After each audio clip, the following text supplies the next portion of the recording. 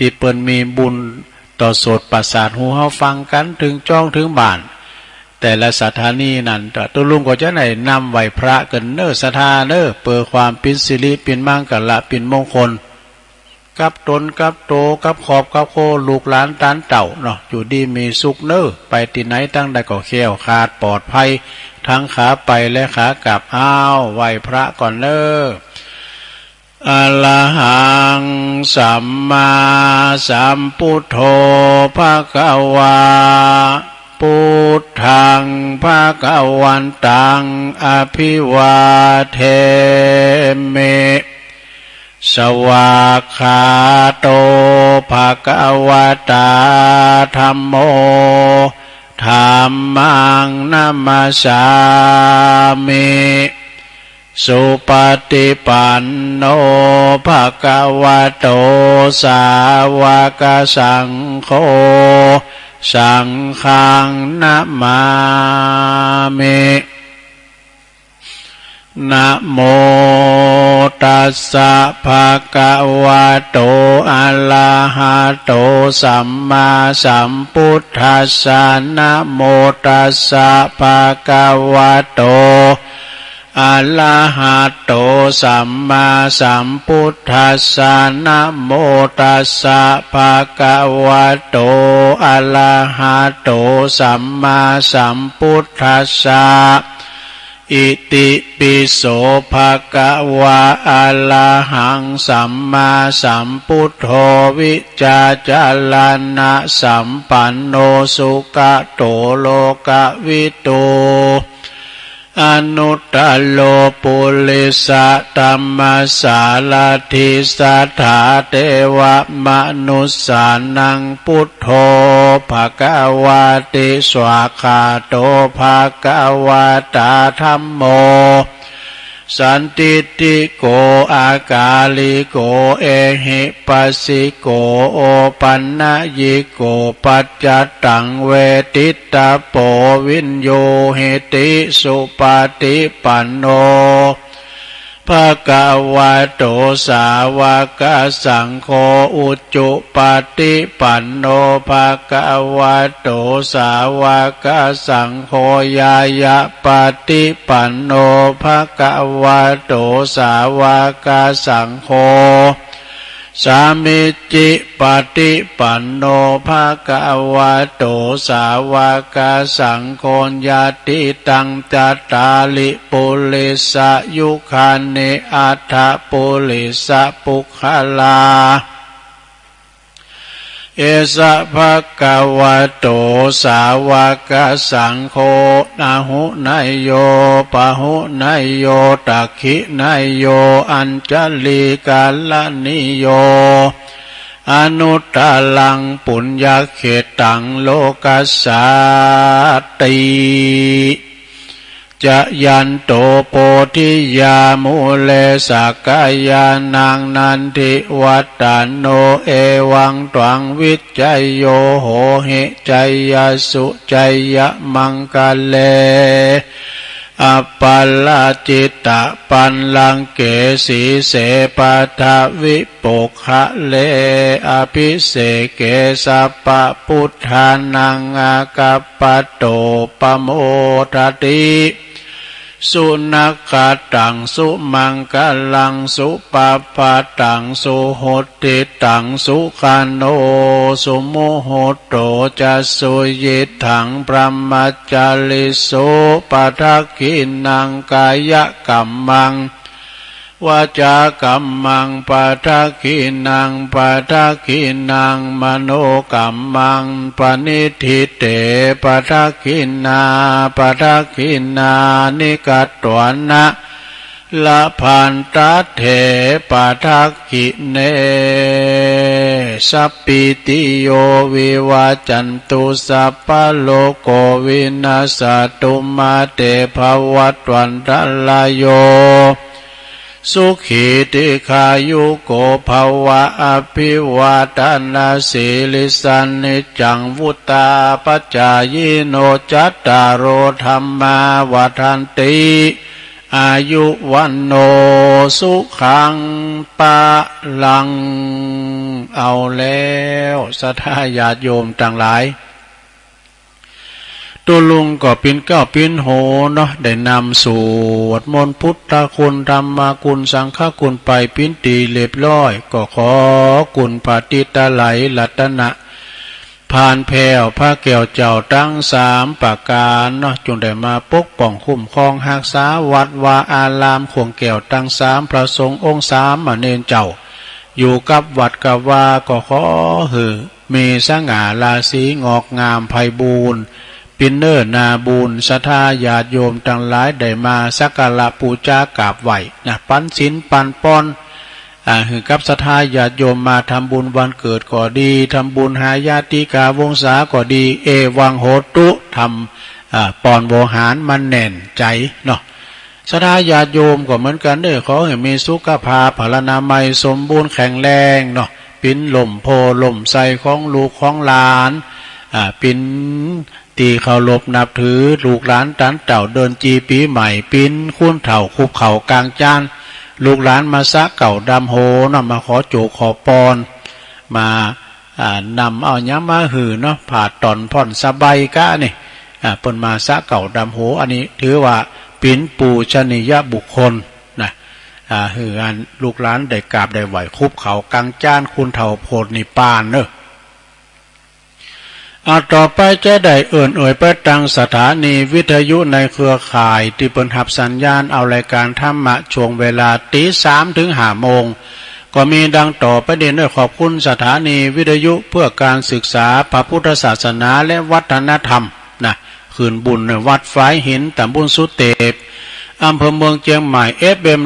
104.50 เมกะเฮิรตซ์โดยเมตตาบารมีธรรมอาจารย์ท่านพระครูสมุวิสุวัฒน์วรกิจโจวันนี้ตุปีเปิ้นเอาเพลงออกเจ้าเฮ้ย ฟังเพลงกันอย่างจุใจขอบคุณสถานีวิทยุคณะสงฆ์อำเภอฝางตั้งอยู่ที่วัดพระบาทอุดมนำบ่อสาวาสำนักวิปัสสนาเด้อ FM 100.25 เมกะเฮิรตซ์โดยเมตตาบารมีธรรมในพระเดชพระคุณหลวงปู่ท่านพระครูสุจิตานุรักษ์ด็อกเตอร์หลวงปู่ใหญ่เจ้าคณะอำเภอฝางแล้วขอบคุณตุปีเจริญโชติธรรมโมตุปีอมรเทพอุปสันโตตุปีโจลิงสัญญาณไปปิ้นตีเรียบร้อย3อำเภอก็ฟังกันไปเน้อพี่น้องฝางแม่อายชัยปราการนะขอบคุณสถานีวิทยุแดนดินถิ่นล้านนาตั้งอยู่ที่บ้านหงงัวตำบลนำบ่อหลงสันป่าตอง FM 103.50 เมกะเฮิรตซ์โดยคุณรุจิสมบัติเงาคำเน้อขอบคุณสถานีวิทยุคลื่นธรรมะของชุมชนวัดห้วยตองซักตำบลขวงเปาอำเภอจอมทองเนอะ FM 98.75 เมกะเฮิรตซ์โดยเมตตาบารมีธรรมอาจารย์ท่านพระครูวาปีวรมานิท่านเจ้าอาวาสและก็ท่านรองเจ้าวาดชวลิตชัยวังโสโซนไต่ก็ลิงสัญญาณไปฟังกันไปเนอะโซนไต่ขอบคุณสถานีวิทยุมนเสียงธรรมต่างอยู่ที่วัดบุภารามตำบลช่างเครื่องอำเภอแม่แจ่มเนอะ FM 106.25 เมกะเฮิรตซ์โดยเมตตาบารมีธรรมหลวงพ่อท่านพระครูมงคลวิสิทธิ์หลวงพ่อใหญ่เนอะเจ้าคณะอำเภอแม่แจ่มแล้วขอบคุณท่านพระปลัดอุทัยตึง2อุทัยโดยขอบคุณสถานีวิทยุเน็กเนลเรดิโอFM 96.75 เมกะเฮิรตซ์ตั้งอยู่ที่บ้านโจงตำบลทุ่งกวาวห้างหุ้นส่วนจำกัดอนุสรณ์เรดิโออำเภอเมืองปานจังหวัดลำปางขอบคุณสถานีวิทยุชุมชนคนเหนือเขื่อนตั้งอยู่ที่บ้านดงดำอำเภอฮอดจังหวัดเชียงใหม่ FM 90.75 เมกะเฮิรตซ์ขอบคุณสถานีวิทยุเพื่อการศึกษาและพัฒนาอาชีพ Radio Network FM 103.00 เมกะเฮิรตซ์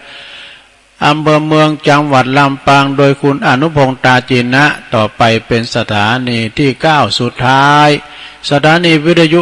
Radio Network FM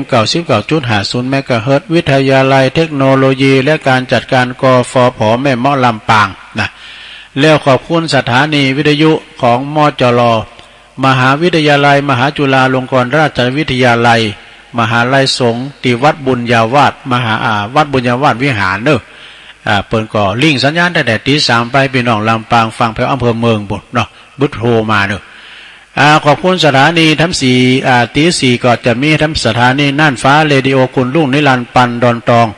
FM 100.25 เมกะเฮิรตซ์เนอตั้งอยู่ที่บ้านป่าแดดปุ่นนะตั้งบ้านป่าแดดปุ่น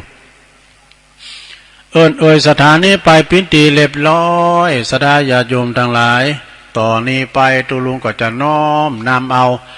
ตีตุลุงได้ทำการบ้านไหวนะหรือว่าได้ทวนไหวนะปินน้ำทำคำสอนปินธรรมบรรยายใจใสปินบุญใจขุนปินบาปสดาญาโยมทั้งหลายบุญเฮาต้องหาบาปเฮาต้องละวันโกนเฮาบ้านละวันพระไม่เว้นทำบุญวันละนิดจิตแจ่มใสฟังน้ำฟังธรรมไปสดาญาโยมทั้งหลาย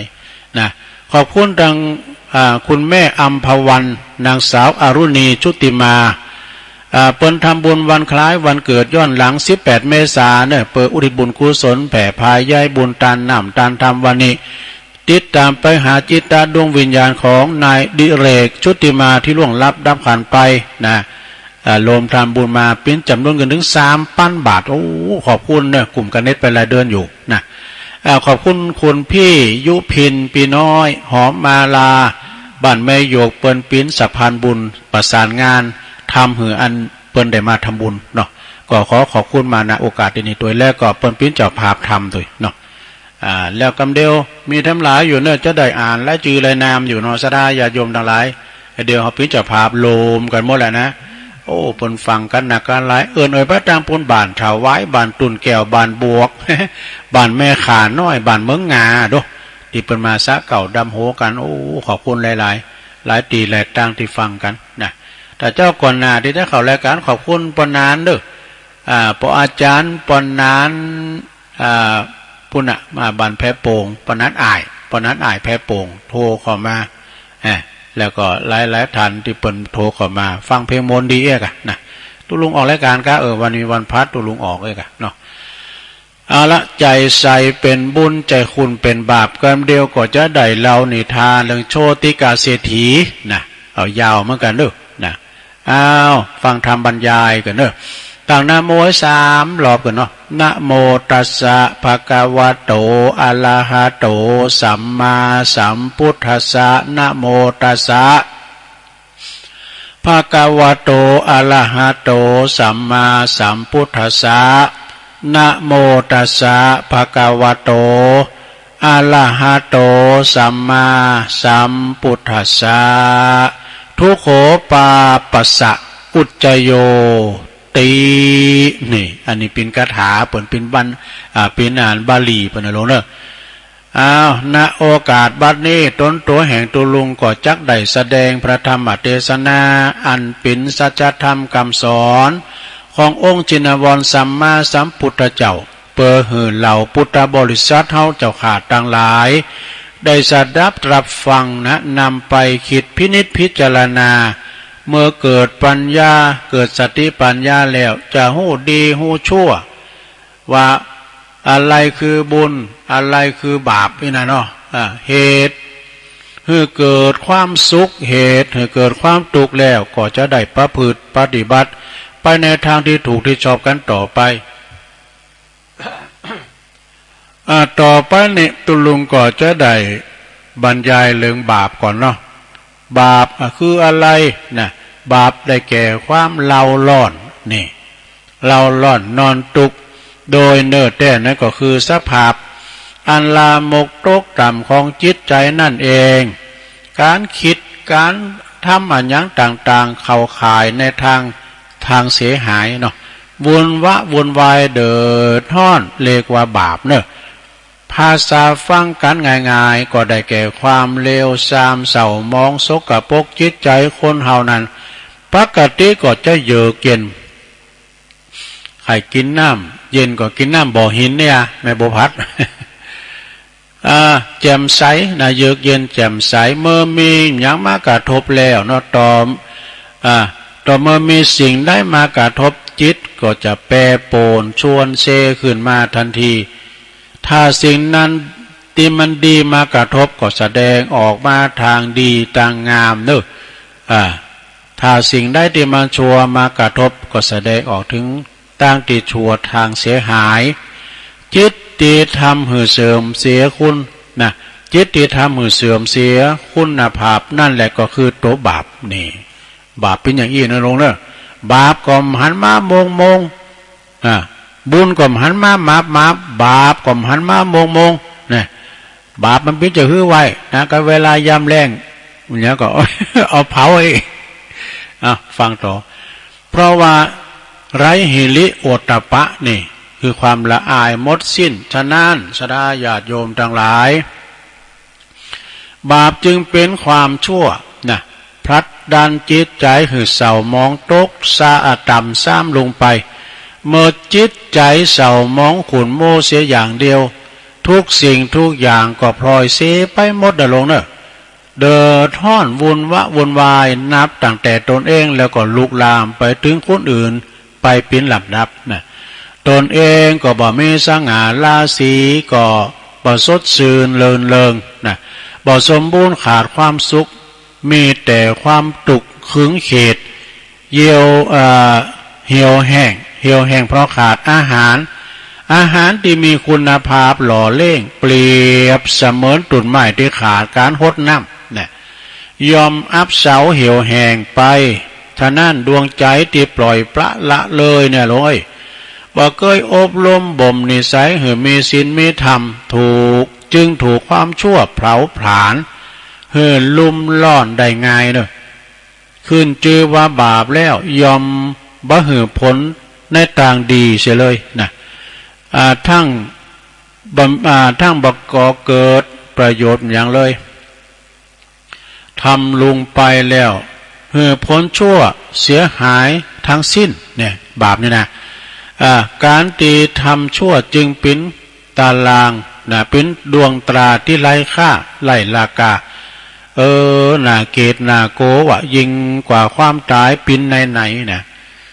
ตกอยู่ในห้องแอร์จะอยู่ในห้องแอร์หรือว่าก็ยังบ่มีความสุขบ่เจอเหมือนมันเหมือนกับมดอิสระภาพทางใจตารางดวงใจนี่ได้คุกคามชีวิตสมดังกระทู้ภาษิตที่ยกมาปินิเคปบทเบื้องต้นว่าทุกโขปาปัสสะอุจโยความสั่งสมบาปนำความทุกข์มาให้ดังนี้นี่สดาเพราะความตายเป็นสมบัติของทุกคนของคนทุกคนบ่มีไผจะหลีกพ้นหายหนีความตาย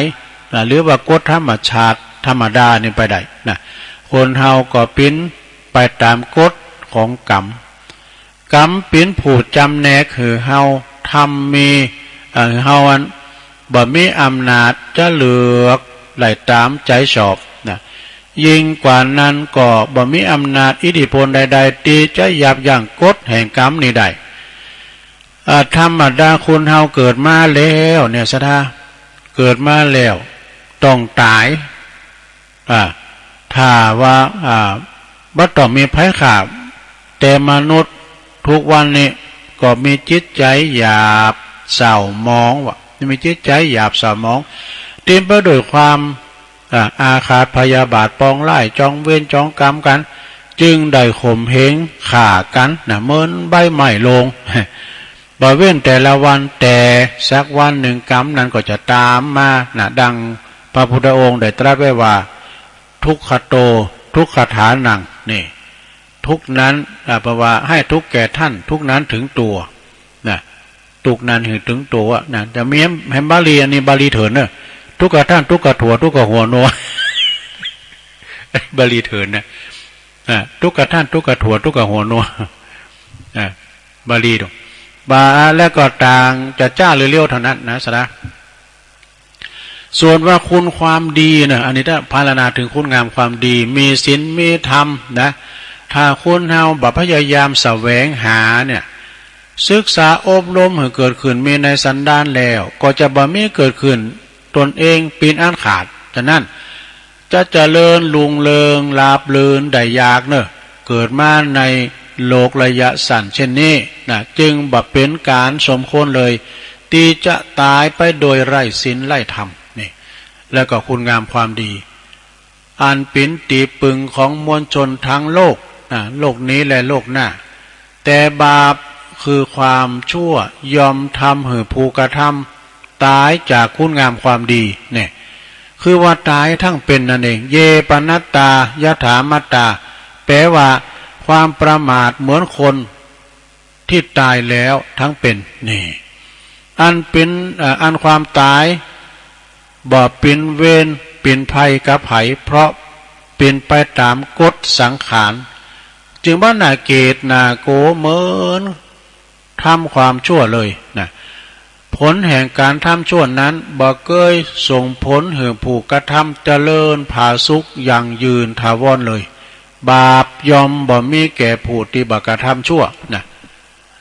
บาปยอมบ่มีแก่ผู้ไม่กระทำชั่วนะเปรียบเหมือนส่วนต่างๆของร่างกายของเฮานะเมื่อบ่มีบาดแผลนี่นะมือเฮามีบาดมีแผลไปกำยาปิดมันก็ซึมมันก็แสบเข้าไปได้ก็เวลามีบาดมีแผลนะซะนะมีหั่นลายนะเปิ้นแผลเปิ้นมีแผลเปิ้นมีแล้วป้องกันตัวเนาะแผลเปิ้นมีแข้งมีขาแล้วไปพ่นยาข่ายยากำมอกโซนเนี่ยบ่รู้มันจึมยะมันซึมยะบ่รู้ซ้ำทรมานเด้อมันเข้าหาแผลนะพวกเฮาจะพูดถือว่าการลุ่มหลงมัวเมาคลุกเคล้าแต่สิ่งชั่วมัวหมองนั้นบะหู้ฐานะวัยและความเป็นอยู่ของตนเองป่าเป็นการสร้างอัปมงคลเสน่ห์จังไรวะนะตัวเองแล้วก็ชีวิตอย่างยิ่งเนี่ยเมื่อสังคมนะเมื่อสั่งสมไว้มากไว้หนักเต่าใดสันดานก่อนหน้าเนี่ยยอมกล่าวเข้าไปสู่ความพินาศย่อยยับเป็นไปในที่สุดเนอะนะเหมือนก่อนเมฆที่เข้าไปปิดบังดวงพระจันทร์นะดวงจันทร์หรือดวงตะวันก็ได้แต่มีแต่ความมืดมิดทุกขณะนะพระบรมครูของเฮาเนี่ยเปิ้นตรัสไว้ว่ากรรมมุนาวัตติโลโกสัตว์โลกต่างหลายก็ยอมเป็นไปตามกรรมตามเวรภัยมันกรรมนั้นก็ยอมจะมีอำนาจเหนือกฎอื่นใดนะกรรมเนี่ยนะซะจะว่ากฎหมายเขายังหลีกเลี่ยงได้เปิ้นซุกเงินก็ได้ดูป้นจากคอก็ได้นะแต่กรรมนี่มันลืมเจ้าของมานะกรรมอย่างได้ก็ได้อย่างนั้นเหนือกฎหมายเนาะแล้วเปิ้นว่าแล้วก็กรรมเนี่ยเหนือกฎหมายเหนือธรรมชาติแต่ทรงไว้ซึ่งความยุติธรรมนี่บ่เข้าข้างไผว่ากรรมนี่นะบ่กินศีลบาทขาดศีลบนไผถือลักว่าไผทำดีก็ยอมได้ผลดีไผทำชั่วก็ยอมได้ผลชั่วเนี่ยกรรมนี่นะหวานพืชเช่นไรย่อมได้ผลเช่นนั้นเนี่ยเปิ้นว่าหยังก็บาลีอันนั้นบาลีแต่นะกัลยาณกาลีกัลยาณังปาปกาลีจะปาปกังนี่อันนี้บาลีแต่เนี่ยจะบาลีเถอะนะคือปลูกพืชเช่นไรก็ย่อมได้ผลเช่นนั้นนะย่อมได้รับผลทุกผลชนิดนั้นจะไปวิงวอนกับเทวบุตรเทวดาพระเจ้าองค์ไหนก็ถึงบ้านใดพระเจ้าตีประทานความตุกความสุขคือเฮานั้นก็คือพระเป็นเจ้าดวงใจของเฮานั่นเองนะแต่ละคนเท่านั้นจะสุขหรือว่าทุกข์มันก็อยู่ที่ใจนะสุขทุกข์อยู่ที่ใจไม่ใช่หรือเปิ้นว่าเนาะตีคัดเก๋าตีคัดเก๋าโดยธรรมะตุลุงได้ยินลายคุณอันนั้นก่อนเนี่ยเอกเลเกเลมัวเมาดื่มกินแอลบางพองเปิดมาฟังนำฟังธรรมครูบาอาจารย์เปิดออกอากาศด้วยนะกับเนื้อกับตัวก็มีดูศรัทธาญาติโยมทั้งหลายบางคนเนี่ยปุ้งตกนะกับลูกกับเต่ากับลูกกับหลานเนี่ยมันยิ้มทองอยู่ถอยฟังกรรมนะมาฟังนำฟังธรรมมันคุณเลยยุกแต่ก็ปุ้งตกไปเด้อเนี่ยจะเกิดก็ปล่อยมันเกิดถ้าโง่เกิดก็เอาหกไม่ย้ำมันก็เลี้ยวเลยบาคัดเก่านะที่คัดเก่าโดยธรรมะจะเกิดพบแต่ความสุขจิตใจตีไล่ธรรมะนั้นก็บ่ฮู้จักอิ่มติมนะใจเป็นใหญ่ใจเป็นประธานนะใจเป็นโหน่าในการทำเมื่อปืนเพของจิตใจดีแล้วการคิดการทำการการจาทุกอย่างก็เป็นกรรมเป็นบุญกรรมวาสนาของคุณเฮานั้นเป็นสิ่งที่คัดขวางบ่ได้นะค คุณเฮานั้นนี่สดาอย่าจมทลายมักยุลาดเนี่ยยอมจะชุดขาเฮาไปคนดีคนเด่นก็ตายคนจะฮื้อก็ถึงตายแต่ตายจือเสงเฮานี่ก็ตายไปบ่ได้นะคุณงามความดียอมปรากฏอยู่แก่ผู้ที่ศรัทธาประพฤติแก่ผู้ที่ศรัทธาประพฤติปฏิบัติตามนะพระพุทธองค์ก็ตรัสถามพระอานนท์เตชะว่าข้อธรรมที่เฮาอู่ไปแล้วยอมบ่มีผลแก่ผู้ที่บ่ศึกษาโดยเคารพแล้วก็โดยบ่ปฏิบัติตามนี่ประดุจจะดังดอกเตมีแต่สีงามแต่ไล่กลิ่นหอมฉะนั้นวาจาภาษิตย่อมมีผลดีแก่ผู้ที่ทำตามเท่านั้นเหมือนดอกไม้ที่มีอดีงามทั้งสีแล้วก็ทั้งกลิ่นก็หอมปดโอ้หอมย่ำโถเล่นนะใช่ไหมโถเล่นแนวกายบ่ได้บ่น้ำมันหอมล้ำเลยน้ำก่อนนี่โอ้น้ำก่อนนี่มันกินนี่เนาะเดี๋ยวนี้ปดโถเล่นหอมฉะนั้นสมัยที่เฮาพูดถึงด้านธรรมธรรมโมผู้มีผู้หู้แตกฉานมากมายนะเป็นว่าแม่แต่ปิ้นนักเรียนเนี่ยนักเรียนมันอู่พุทโธสดามันอู่หน้าเสาทุกน้อยได้นั้นละอ่อนอู่จัดดีเนี่ยปิ้นมือปิ้นตีนปิ้นมืออู่จะดีแม่ยิงนะตัวลุงหันขีบนะคู่อายของเราก็จะพุทโธน้อยได้นะถ้าเดี๋ยวปิ้นสมอกหาหัวโขมเลยก็ไม่ยิงนะอู่จะดีนักเรียนน้อยนักเทศก้าเนี่ยนักพูดก้านักศึกษานะคลาหัตบรรพชิตแม่แต่ว่าเปิ้นอู่ธรรมะธรรมโมก็ว่าอธิบายธรรมะคุณฟังแต่ว่าสังคมเฮาถึงวันนี้ก็วุ่นวายเนาะโหดร้ายถูกโลภะโทสะโมหะครอบงำจิตใจมีการก่อกรรมทำชั่วทุกระดับนะมีอายุ100 ปีกว่าไล่กาผลละไม้แม่ไล่ลูกไล่หน่วยเนาะก็ยังประโยชน์ได้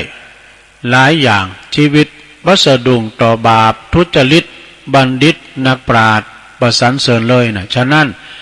เหตุการณ์ในชีวิตประจำวันจะจะคิดนะเพราะว่าจะพูดจะคิดขึ้นอยู่ที่จิตใจก่อนนะจิตใจเป็นนายกายเป็นบ่าว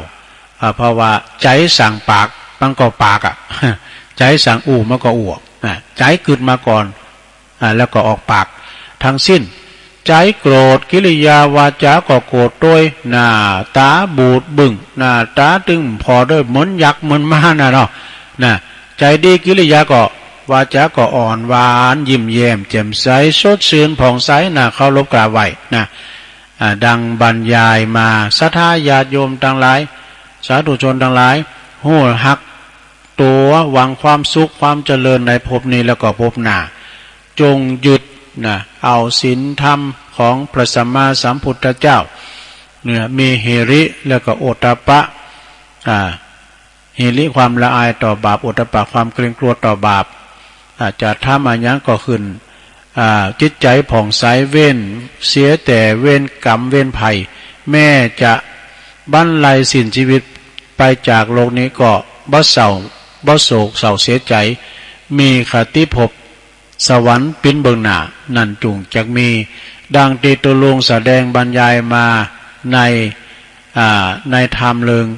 ใจใสเป็นบุญใจขุ่นเป็นบาปก็พอสมควรแก่กาลเวลาก็ขอสมมุติยุติลงปรุงไว้เป่งเต้าอี้เอวังก็มีด้วยประกาศนี้สาธุสาธุสาธุจบไปอย่างนึงแล้วลงเอ้ยอันนี้เป็นธรรมบรรยายนะใจใสเป็นบุญใจคุณเป็นบาปบุญเฮาก็ต้องหาบาปเฮาก็ต้องละวันโกนเฮาก็บ่ละวันพระเฮาบ่เว้น ทำบุญวันละนิดจิตแจ่มใส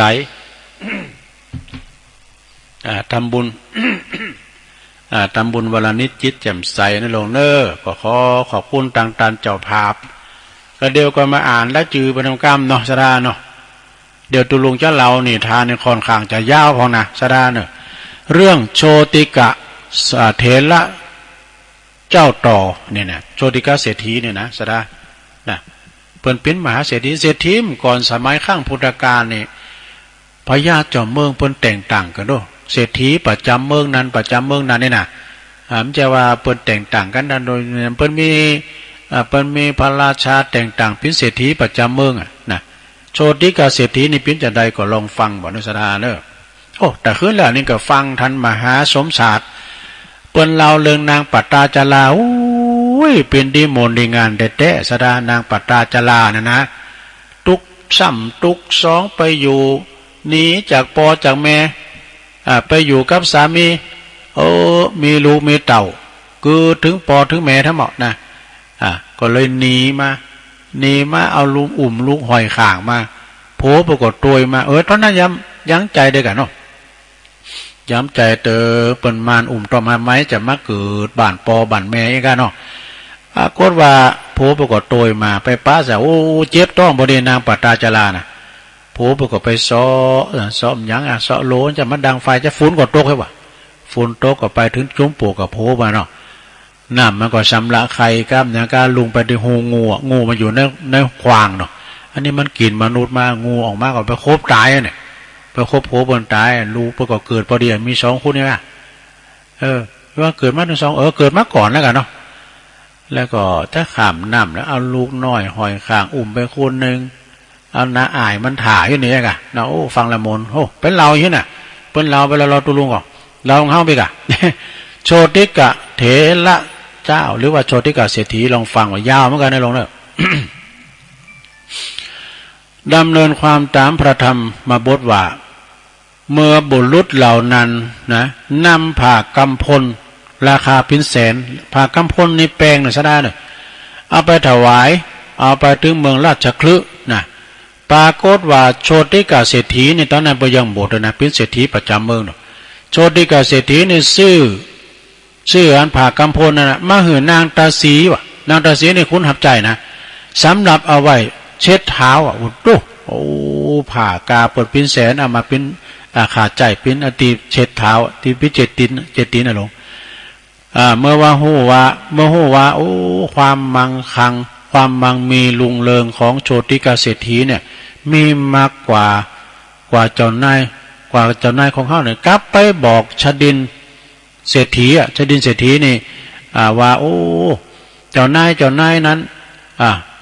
แม่แต่ว่าสมบัติมาเพียงใดก็ยังบัดเตาเศษเสี่ยวของโชติกาเศรษฐีเนอของเจ้านายนะไอ้วะอันนี้ลูกน้องผมไปบอกนะแม่ว่าของเจ้านายของเฮาเนี่ยมีนักปานได้ก็ตามเตอะยังเป้งกับโชติกาเศรษฐีขนาดว่าผ่าเนี่ยผ่ากำพลกาพิแสนไปเหือนคุณจ่ายไป7 ตีนี่วะอันนี้เป็นโชติกาเศรษฐีแห่งเมืองราชคฤห์ชดินเศรษฐีเนี่ยมันอยู่หัวเมืองเนาะ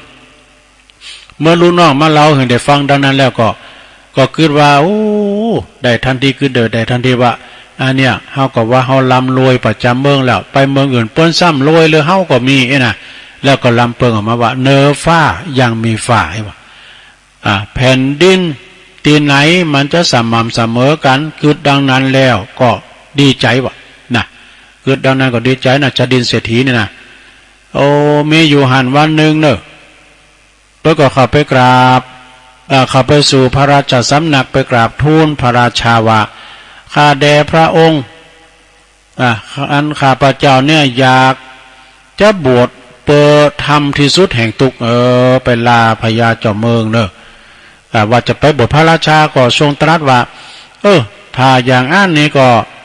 เปียถ้าเป็นจิตประสงค์ของท่านก็ช่วยแล้วแต่ท่านเศรษฐีเด้อจะบวชก็บวชเถอะนะเพื่อไปขออนุญาตเนาะพระราชาก็อนุญาตแต่ก่อนไปบวชพระราชาก็บอกว่าแต่ก่อนท่านจะไปบวชนะขอจัดการมรดกไว้ก่อนเด้อที่อยู่ทั้งหมดน่ะคือแก่บุตร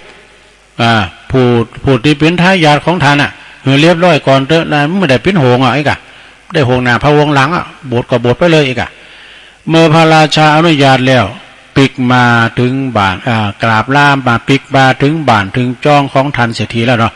ก็ห้องลูกชายเขาเปิดมี3 คุณกับว่าบ่าย9 คุณกลางแล้วก็น้องหลางนะเศรษฐีนี่มีลูก3 คุณกันเนอะ เอามาสองห้องมาตองนานี่จึงปลาลูกตังสามเลยนะขึ้นไปไหนขึ้นไปภูเขาทองบ่ดอยนะเป็นดอยทองเดิมว่าดอยค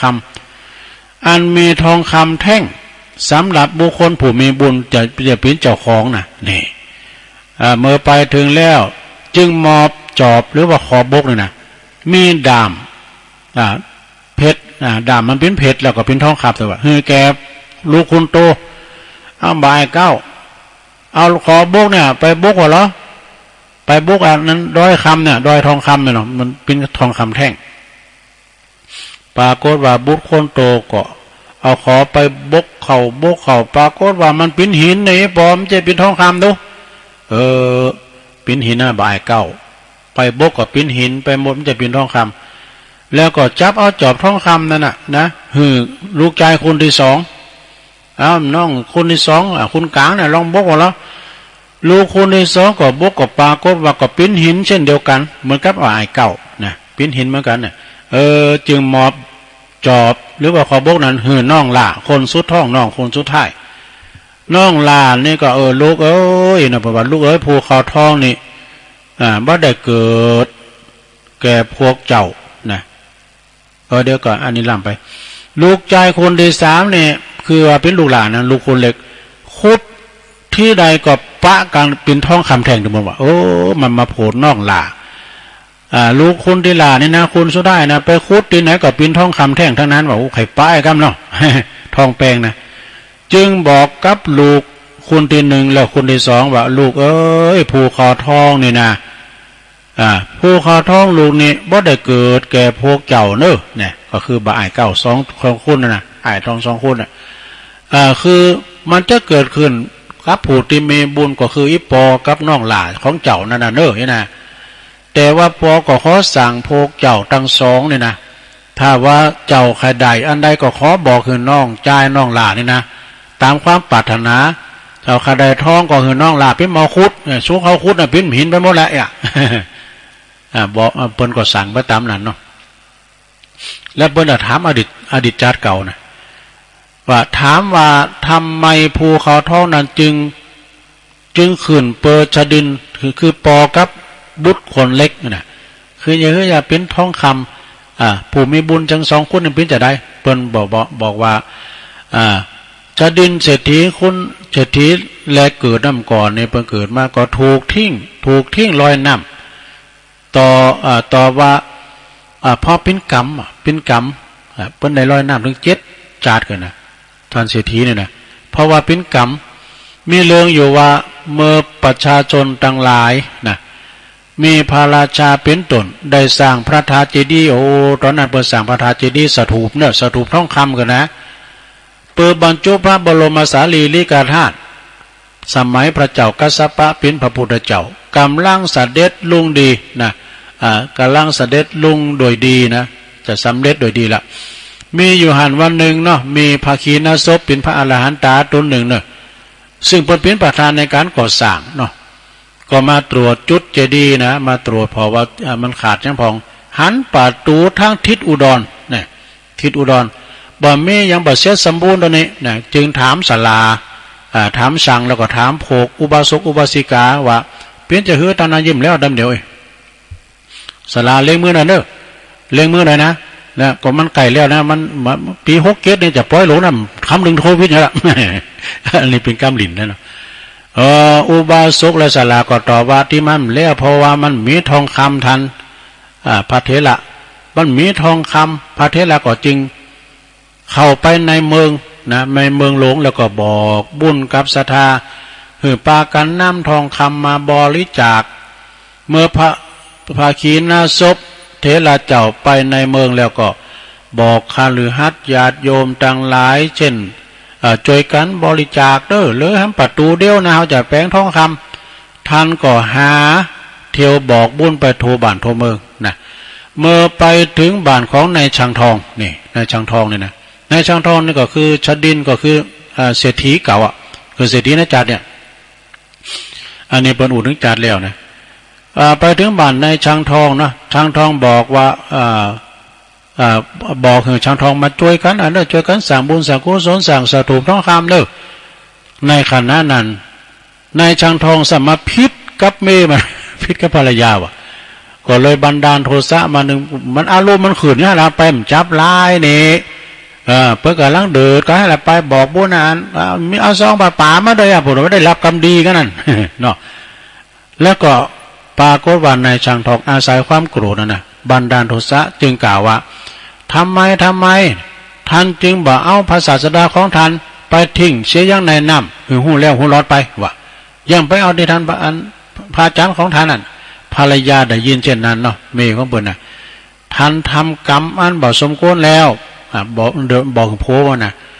โตนี่ทำกรรมที่บ่สมควรแล้วเน้อน่ะเมื่อทะเลาะกับการเปิ้นไปยังมาด่าเปิ้นพี่ถ้าขาก็ขาเปิ้นพี่กะทำไมถึงไปจับจ่วงพระศาสดาพุนเนี่ยนะเมย์เปิ้นเดินนะผู้เป็นบรมมาครูของเทวโลกแล้วก็มนุษย์โลกทั้งหลายในขณะนั้นว่ะนายช่างทองผู้เป็นโผนั่นน่ะมันก็ได้ยินอันระลึกด่าว่าตนได้ทำความผิดไปต่อพระศาสดาแต่ตนได้ทำผิดไปแต่ได้จับจ่วงพระศาสดาจึงก้มกราบแทบเท้าของพระขีณาสพพระอรหันตาน่ะซึ่งเป็นลูกศิษย์ของพระพุทธเจ้าขอคำมาว่าโอ้ข้าได้ทำผิดไปแล้วขอจงโปรดอภัยข้าพระเจ้าเถิดท่านเอ๋ยข้าบันดาลโทสะข้าอู่ไปโดยหูคิงเพราะว่าเกิดบันดาลโทสะพระเถระเจ้าก็กล่าวว่าโยมช่างเอ้ยว่าได้ทำผิดต่ออาตมานี่นะโยมช่างงานทองเนี่ยไปทำผิดไปต่อว่าจับจ่วงกับพระศาสดาพระพุทธเจ้าพุทธท่านก็ต้องไปขอตัวกับพระองค์พระศาสดาพุทธเถิดข้าพเจ้าจะทำอย่างได้ดีจึงจะไปขอโทษเพิ่นได้นะนายช่างทองถามนะพระเถระก็เลยตอบเขานี่เลยกันเนาะพระเถระก็กล่าวว่าช่างทองนั้นช่างทองจงกระทำกระถางดอกไม้ทองคำ3 ใบนี่ทำกระถางดอกไม้ทองคำ3 ใบนะเพราะว่าเขาจะเอาไปบรรจุในพระปฐูปเจดีย์นะแล้วก็เมื่อว่าท่านทำแล้วและท่านจุ่มนุ่งผ้าที่เป๊ะน้ำเป๊ะไงนะปุ้มโหนี่ก็คือมันเป๊ะจุ่มแล้วไปกราบขอโทษพระพุทธเจ้าเนอะนายช่างทองก็รับว่าดีแล้วข้าจะปฏิบัติตามนี่กะจึงห้องลูกคนโตนะตอนนั้นนี่ห้ามจ่าด้วยนะลูกมี3 คนนั่นแหละจึงห้องลูกคนโตแล้วก็ลูกคนรองคนกลางเนี่ยนะมาทำมาเมืองนะลูกมาทั้งสองมาช่วยวิปอทำอันมาทำมันกระถางทองคำเนี่ยเหรอจะได้ไปบรรจุในสถูปปรากฏว่าลูกชายทั้ง2 คนเนี่ยปฏิเสธกล่าวว่าอีปอทำผิดนี่อีปอก็ทำคนเดียวหรอไปช่วยเหลือได้ละเนี่ยตัวทำผิดนี่ไปวางเพื่อนนี่ทำคนเดียวกะโอ้ลูกทั้ง2ก็เลยมันจุยทีนี้ก็ห้องลูกบาน้องหล่าเนาะน้องหล่ามาลามาทำตัวอีปอเว้ยมาลูกชายคนนี้แหละคือมาทำหือปอมันอย่างดีวะนะช่วยกันทำหือปอจุนแล้วในที่สุดกระถางดอกไม้ทองคำนะก็เอาไปฝังไว้บรรจุไว้ที่พระธาตุใต้ฐานเจดีย์นะตนเองก็นุ่งชุดเป๊ะน้ำนะแล้วก็จุ่มโดยผ้าโหก็เป๊ะแล้วก็ไปขอขมาทำการขอขมาอยู่อย่างนั้นตลอดทุกวันพระวะแม่อย่างนั้นแล้วก็ยังถูกกำทิ้งน้ำอยู่7 จาดถึง7 จาดกันนะแต่เขาได้เป็นเศรษฐีมีทองคำแท่งก็ขุดดินในบริเวณบ้านพุดขึ้นในบริเวณบ้านแล้วก็เป็นดอยภูเขาทองคำเมื่อต้องการก็เพราะอานิสงส์ที่เปิ้นได้ทำกระถางดอกไม้ทองคำไปบูชาในพระมหาธาตุสถูปเจดีย์พระบรมเป็นบรรจุพระบรมสารีริกธาตุของพระพุทธเจ้าทรงพระนามว่าตอนนั้นพระเจ้ากัสสปะเป็นพระพุทธเจ้ามีอยู่หันวันหนึ่งเจดีย์นะเอาเศรษฐีจึงเรียกบุตรทั้ง3นะบุตรทั้ง3มาอบรมเนี่ยทรัพย์ที่มีอยู่นั่นน่ะสู้เขาคือพอล้อเนี่ยบ่ายเก้าก็ดีคุณกลางก็ดีไปบกว่าในดอยทองคำแต่สู้เขาไปบก2 คนไปบกปิ้นหินเนี่ยแล้วบ้านน้องลาเนี่ย มันไปบกบินทองคำพร้อมหยังจาดเลี้ยวปังหลังนะ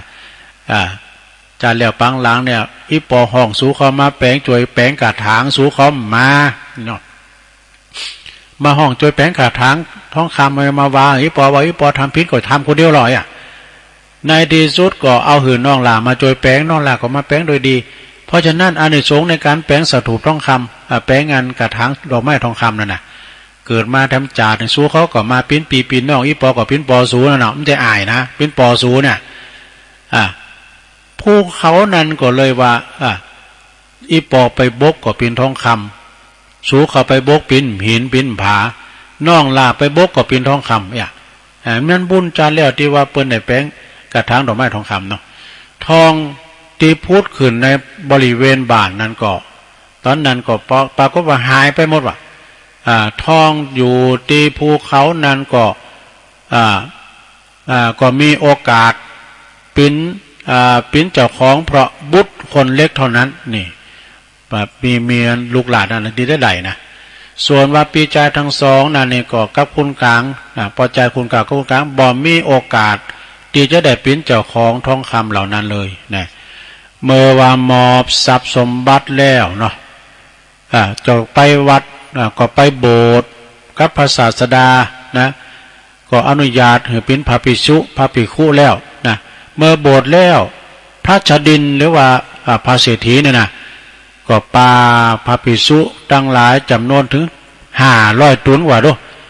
ไปนิมนต์เนี่ยไปโดยผมนี่ไปโดยผมนี่ผมจะไปบิณฑบาตไปรับภัตตาหารกับลูกชายที่บ้านพุ่นนี่นะปากันไปที่บ้านที่เพิ่นมีลูกชาย3 คนนะถึงบ่อาย9 คนกลางแล้วก็น้องหลาทำอาหารอย่าอันถวายพระสงฆ์ถึง9 เดือนนะดูไปถึงวันไหน500 ตุน5 ตุน9 เดือนว่ะพระชดินนั้นก็ทำความเปลี่ยนนั่งพระกรรมฐานภาวนาบ่นั่นบ่จ้าก็ได้บรรลุเป็นพระอรหันตานะมีอยู่หันวันหนึ่งพระภิกษุทั้งหลายก็ถามว่าท่านโบสถ์แล้วเนี่ยท่านบ่เสียได้ความดีเป็นเศรษฐีบ่เสียได้เงินคำกำแก้วกะบ่เสียได้ทองคำตีนักที่บนภูเขากะเนี่ยบ่เสียได้ภูเขาทองคำบางหรือไม่เนี่ยพระชดินพระเศรษฐีก็ตอบพระสงฆ์เหล่านั้นว่าโอ้เป็นทรัพย์หมู่นั้นเป็นทรัพย์ภายนอกท่านเอ๋ยนะเศรษฐีมหาเศรษฐีหรือว่าคุณอยากไล่เข็นใจหรือว่าเป็นคุณลำคุณรวยเหล่านั้นนะก็เป็นอันทรัพย์ภายนอกเฮาก็ไม่ได้เอาไปตัวเวลาเฮาหลงรับขันไปก็เอาไปโดยไม่ได้ฉะนั้นกับผมเนี่ยจึงยินดียินให้กับสิ่งของเหล่านั้นพร้อมเป็นทรัพย์ภายนอกเฮามาหาทรัพย์ภายในดีกว่านะเรื่องนี้พระศาสดาพระพุทธเจ้าก็เลยตัดเทศนาในธรรมสภาว่าพระชดินเป็นลูกศิษย์ของเฮาเนี่ยนะเพิ่นก็ประกาศยกย่องเนาะพระชดินที่เป็นเศรษฐีเก่าเนี่ยมาเป็นลูกศิษย์ของเฮามาบวชนี่นะผู้เคยเป็นมหาเศรษฐีแล้วผู้มีเงินคำกำแก้วมีเงินมีทองมหาศาลเพราะทำบุญมาในอดีตชาตินะแต่บัดนี้บุตรของเฮาหรือว่าลูกศิษย์ของเฮาเนี่ยละแล้วซึ่งบุญแล้วก็ละแล้วซึ่งบาปนั่นก็คือบาปและบุญบ่มีอยู่ในลูกศิษย์เขาแล้วจึงตรัสเป็นคาถาว่าโยทะตันหังมหันตวานะแปลว่าผู้ใดละตัณหาได้อย่างนี้แล้วนะเป็นผู้ตีบ่มีเย้าบ่มีเลินหลีกเล่นเฮาเรียกผู้นั้นซึ่งเป็นผู้สิ้นแล้วตัณหาแล้วก็พบนี้แล้วก็พบหน้าเป็นพราหมณ์เนอะนี่นะเมื่อว่าจบพระธรรมเทศนาแล้วบุคคลต่างหลายเป็นอันมากก็บรรลุธรรมขั้นต้นเบื้องต้นกันไปเนี่ยฝ่ายพระอันนี้อู่ถึงว่าพระอาชาติศัตรูนี่นะไม่หลวงเคยฟังพระอาชาติศัตรูมันคบกับปุณโญมันคบกับพระเทวทัตฝ่ายพระอาชาติศัตรูกุมารเป็นผู้ที่ถือชนผ่านนะก็คือมีพระเทวทัตเป็นอาจารย์นะเอามาเป็นอาจารย์แต่ว่าพระเทวทัตนี่มันมั่างหมดนะมันเป็นฝ่ายบดีแล้วก็ยุยงให้พระราชาเนี่ยคือพระอาชาติศัตรูเนี่ยปงพระชนพระราชบิดาเนี่ย แล้วก็สถาปนาตนเองเป็นพระราชา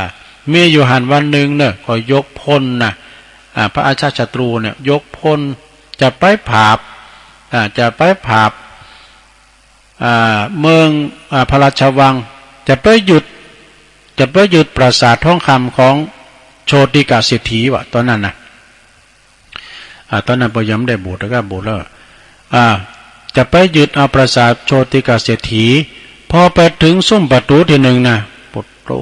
ปาโกฏว่ามีพญายักษ์เจอยามะโมลีรักษาประตูอยู่นะมีอิทธิฤทธิ์มาหนักแล้วก็ทำให้พระเจ้าอาชาศัตรูหันเงานะหันเงาพระองค์และหันเงาทหารคือต่างทัพไว้ฮะนะของโชติกาเศรษฐีต่างทัพเพื่อจะได้ต่อสู้รบผาบปาก็ว่าต่างงานพระเจ้าอาชาศัตรูนั้นปลายก้านโกละหนีกันไปแล้วก็เสด็จไปสู่พระเวฬุวันก็ไปพระโชติกาเศรษฐีตอนนั้นบนดำบทเลยก็เนาะไปโชติกาเศรษฐีนี่เป็นมหาเศรษฐีเนาะแล้วก็ผู้เป็นสมาทานอุโบสถเป็นหักษาศีลอุโบสถเนี่ยศีล8นะโชติกาเศรษฐีนี่ก็เป็นนางฟังเทศน์ฟังธรรมแล้วก็จึงตรัสถามเศรษฐีว่าท่านเนี่ยเอาทัพไว้มีกองทัพเพื่อจะสู่กับพระราชาน้ำหน่อยเดินลงนะโอ้ยาวเหมือนกันโอ้แต่เพื่อจะตั้งตนเองเป็นพระราชาอย่างนั้นหรือว่าโชติกาเศรษฐีเนี่ยปฏิเสธทุกข้อกล่าวหามีข้าพเจ้าจะหวังใหญ่หวังสูงจะมักใหญ่ไฟสูงอันจึงไปกราบทูลแต่ข้าแต่สมมุติเทพนี่นะยศที่มีแก่ข้าพระองค์ก็เพียงเศรษฐีนะก่อนนี่เพิ่นมีตำแหน่งเศรษฐีนี่เพิ่นตั้งกันด้วยยศนี้ข้าพระองค์เนี่ยได้มาจากเฮือต้านรักษาศีลเนอะนี่นะภาวนามาก่อนในอดีตชาติปางก่อนสมบัติของข้าพระเจ้าแม้แต่เส้นได้เส้นเดียวแล้วเพียงเงินกหาปณะแล้วก็เพียงทองคำต่อเม็ดงานะจะมีไผลงเกินไปจึงหาบ่ได้นะไม่ข้าพระตหลักประดึมได้นะเว้นไว้แต่ข้าพระเจ้าจะยินดีได้นะเจอหรือไม่ทำเจอก่อนทดลองพอแล้วเปิดก็ถอดแหวนมาถอดแหวนแล้วถอดแหวนออกจากนิ้วพระองค์ดูพระราชาถอดแหวนจากโชติกาเศรษฐีถอดจะก็บ่ออกว่ะถอดก็บ่ออกเศรษฐีเมื่อเศรษฐีถอดกำเดียวขึ้นออกว่ะเศรษฐีก็ถอดออกมาวางไว้ที่ปืนไว้ที่หันนะพระราชาก็ยิบเอาไปยิบแหวนนั้นไปปรากฏว่ายิบบ่ขึ้นนะหมอโอ้นั่นเปิ้นเศรษฐีก็กล่าวว่าข้าจะถวายแหวนทั้งหมดนั้นคือพระราชายิบไปสมได้อย่างสบายเด้อปรากฏว่าพระราชาเมื่อว่าเพิ่นเอ่ยปากอนุญาตยิบไปได้สบายเลยเบาเลยว่ะนะพระอาชาศัตรูกุมารหันดังนั้นแล้วก็เกิดสลดพระทัยเนอะสลดพระทัยว่าโอ้บาปบุญนี่มีแต่โอ้เฮาได้เปินเทวตัดปิ้นผุนนำปิ้นนั้นปิ้นสหายปิ้นเทวาบดีใบบดีบอดจุเฮาหลอกเฮาเฮือได้ปงผชนพระราชบิดาเนี่ยโดยความโง่เขลาของเฮานั่นเองจากนั้นพระอาชาศัตรูกุมารนะก็ระลึกได้ว่าจึงแสดงตนเป็นพุทธมามกะนะเปิ้นนั้นตั้งตนเป็นคนดีแสดงตนเป็นพุทธมามกะบำรุงพระพุทธศาสนาปิ้นการใหญ่ฝ่ายโชติกาเศรษฐีผู้ทำบุญไหวมากผู้ปฏิภาณนะผู้ปฏิภาณไหวปางก่อนว่าขอข้าได้สำเร็จเป็นพระอรหันต์ปณิธานนั้นก็มาถึงแต่จึงทูลลาขอบรรพชาเนี่ยพระพุทธเจ้าพระเจ้าอาชาศัตรูก็อนุญาตนะข้าพเจ้าจะอนุญาตจะไปจะว่าทันจงไปบวชเถิดนี่นะโชติกาเศรษฐีก็ไปโบสถ์เป็นพระโดยพระศาสดาทรงเป็นพระอุปชานะอนุญาตประธานเมื่อบวชแล้วก็ตั้งมั่นอยู่ เมื่อบวชแล้วทรัพย์ทั้งหมดนั้นก็พระอินทร์ก็ประทานโดยบุญญาฤทธิ์ทั้งหมดนะก็อันธทานหายไปหมดเนี่ยทรัพย์สมบัติมันก็หายไปหมดว่าโดยพริบตาเมื่อเป็นเช่นนั้นแล้วซึ่งเป็นตีนอัศจรรย์ของพระราชาและก็เจ้าเมืองราชคฤห์ปินอันมากเนี่ยฝ่ายโยมอดีตภรรยากลับไปสู่อุตรทวีปละทิพนะพระโชติกาเศรษฐีนั้นก็ปินตุเจ้าก็ไปเห็นกรรมฐานจากพระบรมศาสดาบำเพ็ญเพียรบรรนานต่อใดก็สำเร็จเป็นพระอรหันตานะจบเรื่องโชติกะเถระเพียงเท่านี้เอวังก็มีด้วยประกาศชนี้เนี่ยเพิ่นเขียนไว้นะตุลุงก็ว่าไปตามนั้นนะเพิ่นเขียนว่าเอวังนะโอ้ยาวเหมือนกันนะโยมเด้อเดี๋ยวหมายไว้ก่อนอันตุลุงจะมาว่าซ้ำมันคุณเฒ่าขี้ลืมขีดข้อไว้ก่อนอันนี้ว่าแล้วทั้ง3 ปีมาวามกันเนาะจบโชติกาเศรษฐีปิ้นนิทานทำยาวไปหน่อยก็ขออนุโมทนาเนี่ยกับศรัทธาญาติโยมที่เปิ้นปิ้นเจ้าภาพตอนนี้ไปตุลุงก็ขอใช้เวลาประกาศและจื่อสักหน่อยเนาะมีหลายนะที่ไปดอยกินนางแก้วนั่นนะแต่ก่อนอื่นนั้นก็ขอบคุณคุณแม่อัมพวันนางสาวอรุณีชุติมาเนอะทำบุญวันคล้ายวันเกิดย้อนหลัง18 เมษายนที่ผ่านมาเปิดอุทิศบุญกุศลตานน้ำตานธรรมถวายอุทิศบุญกุศลไปหาจิตตดวงวิญญาณของนายดิเรกชุติมาที่ล่วงลับไปแล้วนะก็ขอบุญกุศลนี้ไปหอดไปเติงตานเนอะแล้วก็ทำกรรมหนึ่งก็อันแม่เพนขาวเตี้ยเนาะเพื่อว่ากันเตทำแล้วก็ห่อยตัวนี่นะขอบคุณเนอะแล้วก็มีรายจือรายนามเนอะสถานเนาะรายจือรายนามเลอทำหน่อยเนาะที่ไปโดยนาแก้วคุณโยมละพีพันธ์เครือโยนะดำโหปีใหม่เมืองวันนั้นนะเปิ้นก็ทำบุญกับตุลุงขอบคุณเนอะแล้วก็มีแม่อัมพันยานาตานบั่นวายด้วยนะแม่จิตราแม่ศรีนางสาวปัตมาพรอินเพลาดงป่าวายด้วยเนาะดงป่าวายกับบั่นวาย ไก่กันขอบคุณคุณแม่ของคำทองคำอุ้ยน้องนี่นะเปิ้นก็รวมทำบุญรวมทำบุญเนาะบันสันสลีนะทับทิมวันติยากันนะเนาะมาลัยเตจวันดีศรีวันเป่งปอกับเป่งปอจันเป่งมุนนิวงกัน1 ซองเนอะขอบคุณนะแม่เนอะแม่อุ้ยน้องหรือว่าแม่ของคำทองคำนี่นะตุลุงก็เคยไปบ้านเปิ้นไปโดยท่านอาจารย์พระครูเปิ้นอยู่หิมุนตั้งแล้วก็แม่พี่น้องบ้านปางป้อยเด้อรถน้ำดำโหเนาะแม่อามก่อนเด้อแม่อามฟังอยู่ปางป้อยเมืองฝางปุ่นนะแล้วก็มีศรัทธาแม่เพ็ญสิริ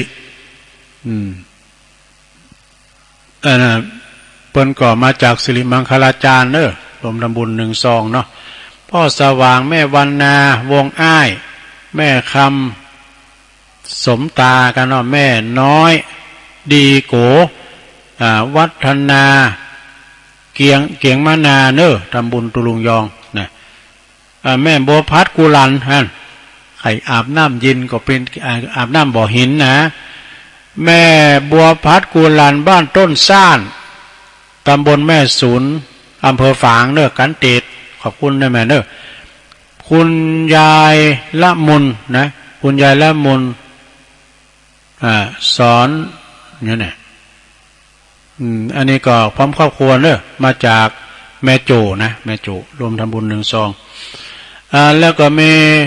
พ่อดาบสุพจน์เนอะแม่จันทนานางสาวธนิตนากันเนาะถาวงเนอะพี่น้องบ้านโหฝายโป่งน้ำร้อนฝางเนอะ1 ซอง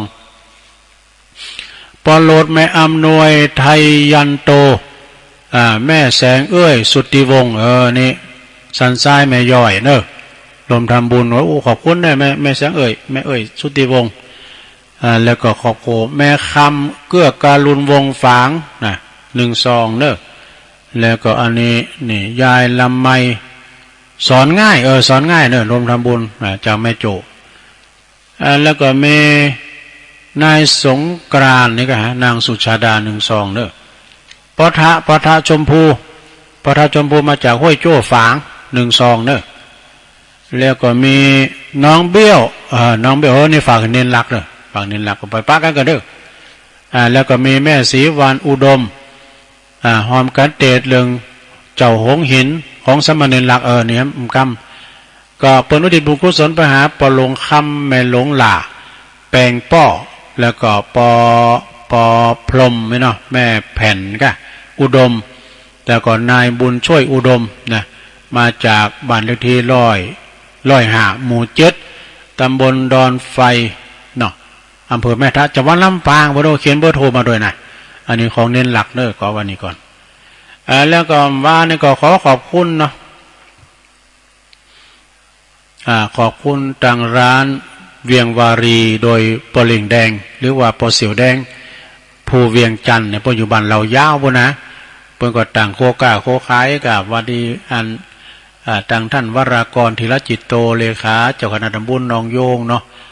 แล้วก็ต่างท่านทรงศักดิ์ปัญญาวชิโลเพิ่นไปอันแป้งอย่างนั้นนะไปวัดเหล่ายาวเพื่อก็เลยฝากซะเก่าดำโหมาตุลุงนะโดยเมตตาบารมีตามอาจารย์พระครูสังฆรักษ์สมบัติอภิรามมณิโยโดยขอบคุณทางปอเลียงแดงภูเวียงจันทร์โดยเนอปอเสียว แล้วขอบคุณทางท่านวรากรธีรจิตโตท่านเลขาโดยเนอจบสดาญาติโยมทั้งหลายแล้วก็จะได้ปันป้อนกันเนอสดาเนอเอาป้อนกันกันเนอสัพพิติโยวิวัจจันตุสัพพะโลโกวินาศตุมาเตภวัตวันตรายโยสุขีติคายุโกภวะอภิวาตานาสีริสานิจังวุธาปจายโนจัตตารโอธรรมาวัฏันติอายุวันโนสุขังปลังเอาแล้วสาธุก็ได้ฟังเทศฟังธรรมกันไปสาธุญาติโยมทั้งหลายนะเตทำเตนำเตทำพิษผัดประกันได้เลยกู้มาพองจำเตอก็ก็เลยจำเตอก็เล่านิทานเนี่ยเนาะเตอก็กู้มาพองขอบคุณดังศรัทธาพี่น้องที่เปิ้นล้มทำบุญมาก็ดีตอนนี้ไปตุลุงก็จะได้ประกาศข่าวสารงานบุญสักเล็กสักน้อยกันเนอเปิ้นก็กำหนดการประชุมเพลิงศพท่านพระอาจารย์สุวรรณหรือวัดตุปีเอเนอพระลูกวัดใหม่หนองหอยตำบลสันติสุขอำเภอดอยหล่อเนี่ยนะตุปีเอนี่ก็อายุกำลัง40เก่านะโอ้เปิ้นบวชมาหลายพรรษาเนอเปิ้นก็เป็นละสังขารเนเปิ้นจะลากพระศาสตร์วันที่5วันที่8ก็เป็นวันประชุมเพลิงศพเนอที่วัดใหม่หนองหอยนะโดยเมตตาบารมีธรรมในท่านพระครูสังวรยติกิจนะโอ้ตุลุงก็เป็นนิมนต์ไปเมื่อกันนะแต่ตุลุงก็ขออนุญาตเนาะเพราะว่าตุลุงก็จะต้องไปสายตั้งวิทยุตั้งเปิ้นจะว่างศิลาฤกษ์เนาะเดี๋ยวได้ประกาศเป็นคำนี่ก็วันที่6 7 8นะวันที่8มันก็วันที่8พฤษภาคมนี่เปิ้นก็กำหนดวางศิลาฤกษ์ศาลาการประเรียนสำนักสงฆ์สันต่อทุ่งเศรษฐีเวียงป่าเป่าเปิ้นเด้อนะตระกูลปุณณวิธีก็ดีคุณเชิดพงษ์กิ่วแก้วโดยคณะครูบาอาจารย์ก็จะไปกันหลายอยู่นะแล้วก็ต่างอาจารย์พระครูอภิวัตนวิกรมนี่เปิ้นก็จะไปวันที่6 7 8ตุลุงก็จะที่ซอยหอยตามเปิ้นไปวางศิลาฤกษ์ปุ่นเนอเซนต่อปุ่นเนออาจารย์ท่านมหาสมชาตินี่เปิ้นจะไปตั้งแต่วันที่5แล้ว เอางานต่อไปก็ประกาศ6 7 8เหมือนกันเด้อพฤษภาซึ่งก็เปิ้นจะมีงานทรงน้ำพระธาตุที่วัดบ้านเวียงหนองหล่องที่กาดติดเด้ออำเภอเวียงหนองหล่องจะมีการสวดมนต์ตันเบิกเนตรแถมเจริญพระพุทธมนต์ท่านพระประหลัดพลจิรปุญโญประกำนันสถิตกำนันใหญ่เขานะบ่ว่าจะเป็นนันสารวัตรแดงเขาก็ดีตังสารวัตรครุฑเขาก็ดีสทบุญศรีใจเงี้ยวคำแล้วก็ท่านไล่ทันเพื่อก็จัดขึ้นมาวันเพื่อจะมีซอจูขีเมงด้วยเนอะ6 7 8เหมือนกันที่จริงไปก่อนนิมนต์ตุลุงไปเหมือนกันก็มันซุบจับกันได้3งานนี่มันจับกันตุลุงก็ขออนุญาตเปิ้นละนะเปิ้นก็อนุญาต ก็จะมีซอจูคิเมงตัวเนอ6 7 8เนอตีวัดบ้านเวียงหนองล่องวัดบ้านเวียงนะตีกัดติดเนอแล้วก็งานต่อไปอันนี้สระญาติโยมทั้งหลายก็ขอเชิญรวมทำบุญปิ้นเจ้าภาพทอดผ้าป่าประจำปีเกิดการศึกษานะก็คือโรงเรียนชุมชนเกี่ยวแลหลวงเกี่ยวแลหลวงประสิทธิ์วิทยาเนอะเปิ้นก็จะมีการทอดผ้าป่าในวันที่1 พฤษภานะวัดโรงเรียนเกี่ยวแลหลวงวิทยาประสิทธิ์วิทยานี่ก็ตั้งอยู่ที่บ้านเลขที่67 หมู่ที่4ตำบลยุหวาอำเภอสันป่าตองเนอะซึ่งก็ต่างงานปอตานบ้านตุ่นแก้วเนี่ยเปิ้นก็เป็นศิษย์เก่านะแล้วเปิ้นก็จะมีการตอดผ้าป่ากันในวันที่1เนี่ยนะบุกวันฮื้อเนี่ยกะ1 พฤษภาตรงกับวันแรงงานแห่งชาติด้วยเนาะท่านผอ.ชลวิทย์ชื่นใจนะปอตานต้นแก้วป้อมด้วยคณะศรัทธาเปิ้นก็จะทำบุญเปิ้นว่าโฮงเฮนนี่นะตั้งมาได้100 ปีแล้วนะซะเนาะเปิ้นก็จะทำบุญโดยว่าตั้งวันที่1นี่ก็เปิ้นจะทอดผ้าป่าในวันที่1นั่นก็ทางอาจารย์พระครูอภิวัฒนวิกรมเปิ้นก็จะไปบรรยายธรรมด้วยเนาะก็มีวันเวลา 13 นาฬิกาเนอะแต่งองค์ผ้าป่าแล้วก็ 16 นาฬิกา 4 โมงนั่นก็ทอดผ้าป่าเนอะก็มีพระอธิการจรัญนะจรณธรรมโมเจ้าอาวาสวัดกิวแลโลงเนอะแล้วก็ท่านพระปลัดยากรซึ่งก็แล้วก็ท่านไพโรจน์อันนี้ก็วัดกิวแลโลงเหมือนกันนะเพิ่นก็ช่วยกันนะก็จะไม่ลืมเนี่ยวันพุธวันฮื้อนี่แล้วนะผู้ก็จะประกาศทำกรรมเนาะท่านผอ.เพิ่นก็มาถึงที่วัดแล้วก็ลุงปอตานด้วยปอตานก็มาแล้วก็งานต่อไปสระญาติโยมวันที่23 พฤษภา23 พฤษภาเดินหน้านี่นะก็ที่วัดศาลาตำบลน้ำแพร่อำเภอหางดงนี่โดยเมตตาบารมีตามหลวงพ่อพระครูโชติสุวรรณสอนเจ้าอาวาสเนอะพร้อมกับคณะศรัทธาพี่น้องบ้านศาลาน้ำแพร่เนี่ยกูหอราคาเฮินปัวจัดมีการทำบุญครบรอบ3 ปีในการมรณภาพของครูบาเจ้าอินตากตปุญโญพระครูพิพิธปุญญาภิรัตน์เนอะในวันที่23 พฤษภาเดือนหน้านี่นะเดือนหน้าเนี่ยครบรอบ3 ปีของครูบาเนอะที่เพิ่นจากไปก็เวลา9 โมงก่อนนิมนต์พระสงฆ์สวดพุทธมนต์ธรรมนิยามมาสูตรเนอะพระจะไปหับโรงทานพระจะไปหับสังฆทานก่อนติดต่อได้ที่หลวงพ่อท่านพระครูโชติสุวรรณสอนเปิดจัดใหญ่พอเนอะศรัทธาเนอะเพราะว่าครบรอบ3 ปีเนาะแล้วก็งานต่อไปตึกแล้วก็เดี๋ยวกันเนอะข่าวสารงานบุญก็มีหลายอยู่ศรัทธาญาติโยมเตอก่ออันเปิ้นสูงมาเตอก็มีที่สูงมาแล้วก็มีก็ถ้าว่าได้ประกาศก็สุมาอภัยโดยก็กำลังเสาะกำลังหาแต่ประสูงมาตลายก็โหนะก็ตักไปตังลายก็เจ้าอธิการวิชาสุติโนตุปิชาเนื้อเจ้าคณะตำบลโมงน้อยเจ้าอาวาสวัดป่าตาลนะเขาไหวสานะครับเนื้อเปิ้นตักมาตังลายแม่ครูทองคำที่วงคำจากเสาหินสีบัวบานนะฮับปอนแล้วเจ้าสาธุโยมพี่ยุพินปีหน่อยหอมมาลาจากแม่หยวกนี่อยู่กลางเวียงเชียงใหม่นะสารกลางบนฟังอยู่เจ้าสาธุขอบคุณเด้อโอ้พระอาจารย์นิพนธ์นะพระอาจารย์นิพนธ์จากวัดพระธาตุดอยสะเก็ดก็ตักมาทางลายหายหน้าให้ตาไปโทรมาฟังเด้อเอาก่อนมาอ่านยายแดงดอกตัดล่อมตัวเนอร์แล้วก็มีแม่แดงอัมพรจากแตนดอกไม้ฟังอยู่เจ้าสาธุแม่หลวงสุมาลังกาพินจากป่าห่าเนอตำบลเมืองจีนะกับไหวสาโยมแม่ฟังอยู่เจ้าเนี่ยแล้วก็ยายไข่แก้วนะยายไข่แก้วนี่ก็อยู่บ้านเส้งตำบลบ้านแป้นก็ฟังอยู่นะฟังอยู่พี่น้องบ้านเส้งแม่หลวงสายฝนจันกุณะเนาะจากน้องผ่าขาวก็ฟังอยู่แม่อุ้ยน้องแม่ทองคำนะกันเนาะแม่กองคำทองคำไหวสาตุลุงเจ้าฟังอยู่เนี่ยแล้วก็มีแม่จิรพันธ์โมป้อนี่พี่น้องบ้านไก่ปูนเวียงป่าเป่าแม่ขจารบุญนะแม่บุญยวงแม่น้อยแซ่พันเนอะ เปิ้นอยู่สันกำแพงถักมาเจ้าแล้วโอ้ขอบคุณนะแม่เน้อฟังอยู่เนาะฟังอยู่อันนี้ก็สายบุญจากสันกำแพงฉันเตเปิ้นเอายายพรไปแอวพุ่นน่ะดอยนาแก้วพุ่นน่ะแอมก้ามกับพุ่นน่ะลากอันแห่อันองค์เหมือนของครูบาเนาะคุณแม่กันดาศรีเนตรเน้อสาธุฟังอยู่เจ้าโอ้ขอบคุณนะแม่พันธาวันนะอันนี้ก็ป่าไม้แดงนะขอบคุณเน้อแม่พัน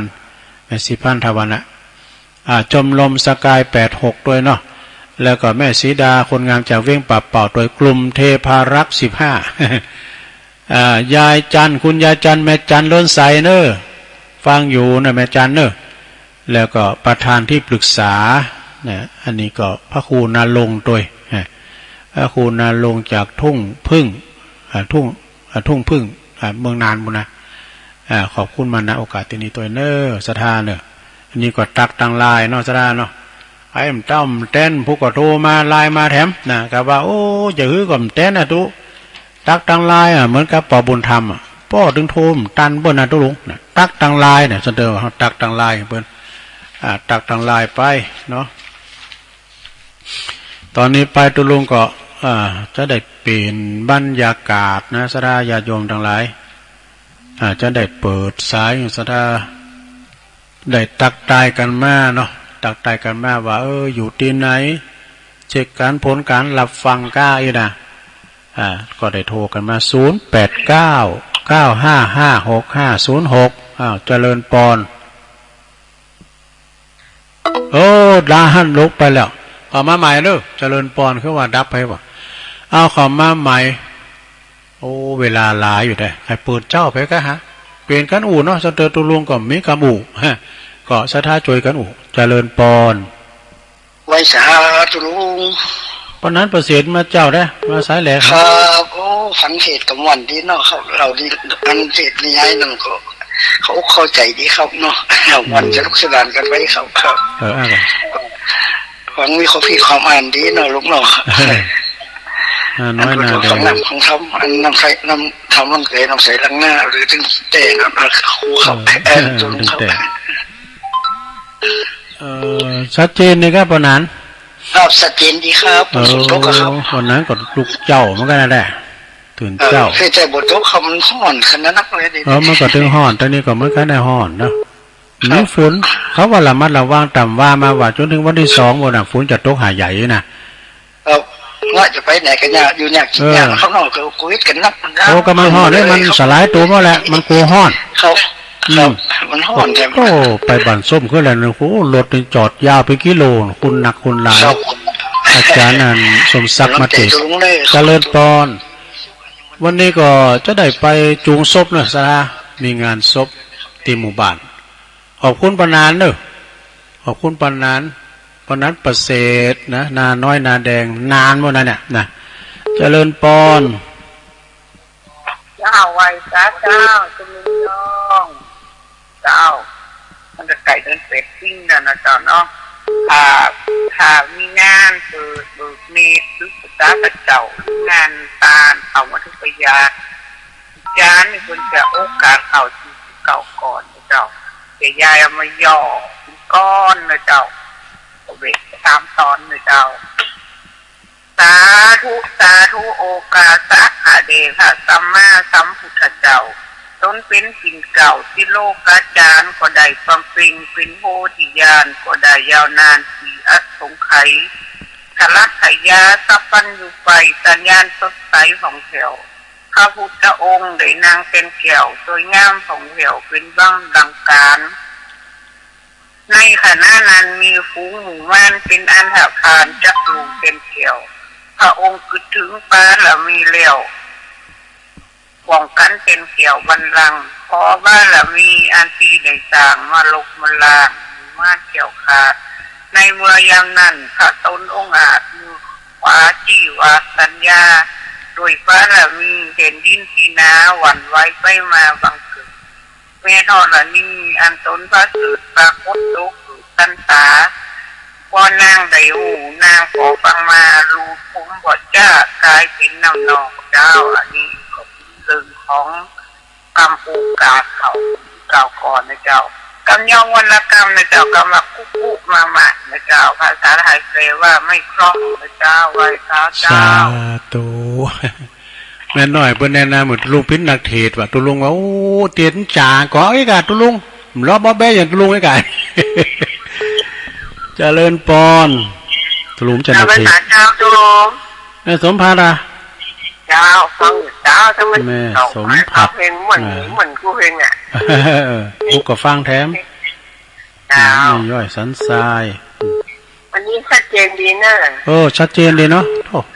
เจ้า นี่แหละ ใส่เจียวเลย นักอะ ก็มาแสงตุลุงนะ ขอบ เจ้า คุณแม่สมผัดหนักๆเด้อสาธุสาธุ0899555656เจริญปอน เจ้ากลับมาสอบเจ้าตุลุงวันนี้เกิดวันงานเนอะตื่นขึ้นมาแต่ได้ยินเสียงน้ำเสียงธรรมจากตุลุงเนอะได้ไหวพระฟังธรรมครับปอมจากตุลุงแล้วเด้อเจ้ากับ กับไหวสาเด้อตุลุงฟังตลอดเด้อเจ้า โอ้ สา ขอบ ธุ คุณ สาธุ แม่สุดแก้วโธ่สายบุญ สิไลก่อนเด้อ สายบุญจากเวงหน้องบ้านหุงกันเนาะบ้านหุง สีเตแม่สุกแก้วศรีลาพรเจริญปอน เขาจะกลับเจ้าตุลุง ยายพรมาแล้วจะเปิดเพลงอะไรหน่อยคุณหมอค่ะยายพรร้องบัวแดง ที่แก่เกี้ยเนี่ย ร้องบัวแดง แอบจำเดียวอ่ะ ร้องบัวแดง เอาตุลุงน่ะฟังเพลงจะหน่อยน่ะ ฟังเพลงโมนนะเนาะเพลงเก่าโบราณอ่ะสมัยยายพรเป็นละอ่อนเป็นสาวน้อยห้องเป็นคุณหมอค่ะ เพลงเก่าโมนนะอมตะนิรันดร์การแต่กะอีท่าน้ำเหลืองในเราสักคำ จำไว้ไม่ได้อยู่ก่อนตุลุง อันวันนี้อาจารย์พระครูกะอาจารย์พระครูอภิวัฒนวิกรมเนาะผูกรางวัลเนี่ยครับบนน่ะ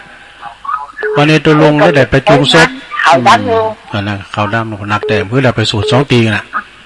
ไปสูตร2 งานน่ะซอก็เสียวันเดียวกันด้วยน่ะเป็นพี่น้องกันด้วยนะเป็นคุณละบาทค่ะ โอ้มันห่อนเนาะเดี๋ยวก็เป็นคนเฒ่าแก่ดี วันก็ห้อนเลยถึงก็ห้อนเลยเอ็มถึงห้องเนี่ย เตอเนี่ยเห็นเน้นเขาไปเนี่ยน้องตัวน้อยเขาไปเนี่ยเดี๋ยวเนี่ยตัวลุงน้ำเทียมไปน่ะหลวงพ่อออกคำสั่งเนี่ยมันเน้นก็ปิกบานแล้วก็มาเดี๋ยวก็เมียขอบคุณยายพรนะผู้เก็มก้อนไว้เด้อเอาเขาเจ้ากันเขาลาเขานุ่นแดดที่เขาหลายๆเด้อมัมยายพรร้องวัวแดงสันกำแพงข้างกำแพงวัดเจริญปอน ไว้สาเจ้า แม่อยู่ไหนแม่หยังแม่น้อยอยู่บ้านตะโทกตำบลตรงหายอำเภอเมืองลำปางตาโถกเนาะ เจ้าอำเภอเมืองเนาะแม่ฟังงานบุญญาวาสเจ้าบุญญาวาสเจ้าดีแต่พี่น้องอำเภอเมืองบ่ดูลำปางนะนักอยู่จัดไกลนะบ่รู้จ่อเข้าไปอำเภอเมืองบ่หน่อยภาษายองนี่นะบุญญาวาสเนาะมจรแปลว่าม่วนเจนล้ำจากบุญญาวาสม่วนเจนล้ำขอบคุณแม่น้อยเด้อผมพูกฟังแถมเด้อผมพูกก็โทรมาแถมพูกก็มาอยู่นะบอกเจ้าหมูโทรมาพร้อมกันเด้อแม่มาเขาแม่ไว้สาเจ้าเด้อภาษาเจริญปอนเป็นย่องมาหน่อยเนี่ยย่องก็จ้างอะไรยองดังตีมดังเจริญปอนก็ได้แสกยักษ์แม่สีทอนเสียงป้อยดีแล้วแม่สีทอนหนองบัวเนาะเจ้าแล้วเด้อเจ้าว่าติดตามแล้วลูกเจ้าแต่ลูกเจ้านี่มันได้เปรียบนะตื่นเจ้ากินพักตั้งปลายกินชัดเจนดีเด้อวันนี้นะชัดเจนดีเนาะอาจจะได้ก็ขอบคุณแม่สีทอนหลายๆเด้อผู้ขอโทษมาแทนสาธุตื่นเจ้ากินลาบดิบตื่นควายกินลาบโขใช่กะเอามาใหม่ด้วยมาใหม่981เจริญปอนพระสาเจ้าตุลุงน้องแม่หยังแม่อ้อยเจ้ามันมอเจ้าได้แม่อ้อยบ้านหมอเนาะเจ้า แม่ เดินฟังตั้งแต่ตีสามนะ หมอลูกเจ้าได้บันหมอนี่อำเภอยังไง อำเภอเมือง ลำปางอะ เจ้าอยู่หน้าวัดจิตสาวเจ้า โอ้ดูโอ้วัดเจดีย์ซาวตุลุงเคยไปแอวแล้วนั่นน่ะไปไหวไปไหวเนาะมุนนังแกกันโอ้โทษได้ยินพระปูนเงินได้โอ้เจ้าของไก่ฟังบุญญาวาเนี่ยถึงไปหมดอ่ะโอ้แม่อ้อยบันหมออำเภอเมืองพุทธนาวัดเจดีย์ซาวนะอ้ำใจมันยังมันลำปางลงอ่ะยังก็ลำวังงอมันวังงอลำปางนี่กะนาวัดเนาะนาวัดเจดีย์สาวเจดีย์ซาวตุลุงก็เคยไปแล้ววัดเจดีย์ซาวอ่ะไปโดยหลวงพ่อเนี่ยไปสุมาหลวงพ่อจังหวัดอ่ะเจ้าแม่อ้อยขอบคุณแม่อ้อยหลายๆเด้อเจ้าโอ้เจดีย์ซาวผมจะของไก่นะปวดโตปนฟังจากบุญญาวาสวิหารเจริญปอนแม่โบพัดกุลันเนอแม่โบพัดกุลันเนาะน่ะเน้นปัญหาฮ้อนของเราน้ำหมอหินอย่างเงี้ยฝีมือผ้าเนี่ยเป็นป้าข้าเจ้าเราเอาของแต่กะแล้วคนใดเคยรู้ส่วนเป็นป้าข้าเจ้าเอาของไม่ใช่ข้าเจ้าประกาศนะถ้าแต่เขาเป็นไรหรอกซีโมสูบนะกะข่าวจะเอาของเขาเผาอ่ะนี่เขามาที่นี่เขาไว้ขึ้นแต่วันวันเนาะแต่กะใครไปสวรรค์ไปแก่ผ่านในวัดเนาะแก่ผ่ากัมปีธรรมอ่ะเนาะฟังชัดดีวันนี้มันรู้ชัดเจนดีเนาะเขาคุณจบค่อยชัดวันนี้ชัดดีกว่าโอ้หรือพี่โจ้เพิ่นปรับตัวดูเพิ่นแปลงตัวอ่ะชัดดีดีแล้วขอบคุณแม่โบพัดเด้อปุตโตหันกันปอกกายวันนั้นว่าผมกายก่อนแล้วหันกัน70,000ได้เตียนดอนนาแก้วแม่โบพัดก็แข็งแรงเด้อแม่จงดีทำโอ้หลายกับแม่อามเขาโตสมา6กันสู่สาธุแม่โบพัดกุลันนะนี่ก็ฮับไปกูเจ้าเนาะเป็นปล่อยกะเปิ้นหยังก็ฮับสังหมดอ่ะนะฮับโบสถ์พระโบสถ์เน้นแดมแม่จันศรีสุขาเขาน่ะเจริญปอนไอ้สัจเจ้าตุลงฟังอยู่เด้อแม่หยังน้อยอุตุดีเจ้าลำปางแม่น้อยอุดุดีเนาะเจ้าฟังตลอดเลยนะเจ้าก็ฟังจุดเจ้าเลยบ้านไร่นาน้อยเจ้าลำปางเนาะเจ้าคือกำลังใจเนี่ยตัวลุงเนอะพูดไปหน่อยละลายเนอะโอ้ดีละสาธุโธ่พี่น้องลำปางได้ฟังโมเวียงป่าเป่าขึ้นถึงได้เวียงป่าเป่าถึงแหละเจริญปอนไม่ใช่เจ้าตุลุงแม่พิมพ์เนาะแม่พิมพ์เจ้าแม่พิมพ์ตาแดงฮะตาแดงชัดเจนดีนะเจ้าเดี๋ยวต้องใจชัดเจนดีนะแม่เนาะขอบคุณแม่พิมพ์เนอะแต่ว่าก็แม่โนนก็โทรมายินดีหลายๆเนอะสาธุวันนี้ก็ไม่ได้อยู่เนอะสถาจะได้ไปจูงศพเปิดจัดเสียศพวันเนี้ยเจริญปอนเจ้าตุลุงแม่สาวรักเจ้า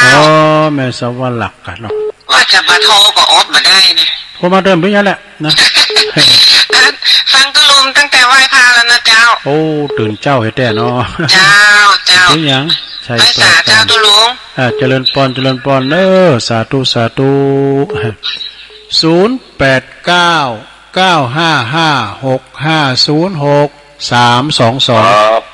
ปลงวินนะปลงวินนะครับปลงวินครับปลงวินนี่ชัดเจนเลยเนาะครั้งอยู่นี่น่าแต่ว่าแรงจะได้แบบตัดไปแล้วสิแต่ว่าเนี่ยมันตัดสายไปกับกำลังเปิดหาสายสันขี้เหล็กเนาะครับเย็นเนอร์ลุงคุณเนอร์ยินดีได้ลายเนอร์ปลงวินเนอร์กำลังใจเนอร์โอ้ขอบคุณสาธุเนี่ยจำเตือนเขาได้ยินกระเสียงนะหมูหันหน้าให้สักคำเดียวลูกไปจ้าเจ้าแม่จันสีอยากจะในปางอยู่เนอร์ตัวได้มันกองนะอย่าบางทีตอนตัวท้ายของเดินนี่นะเจ้ารัฐบาลต่างพาง โดยให้ครูบาวิปัสสนาสงใจนี่จ้ะใจมันเถอะบุญมันจะเงินการเพราะมันได้จัดประกันมาหลายครั้งแล้วเนาะได้จัดเป็นมาไงไม่ประกาศไปเลยอ่ะประกาศไปเลยได้พอดีไงมันสินพอดีเนาะเราป้ากันเนาะหมู่กลุ่มเต้หอยนะเขาจะเขาไปตอนทำอยู่แล้วนะเจ้า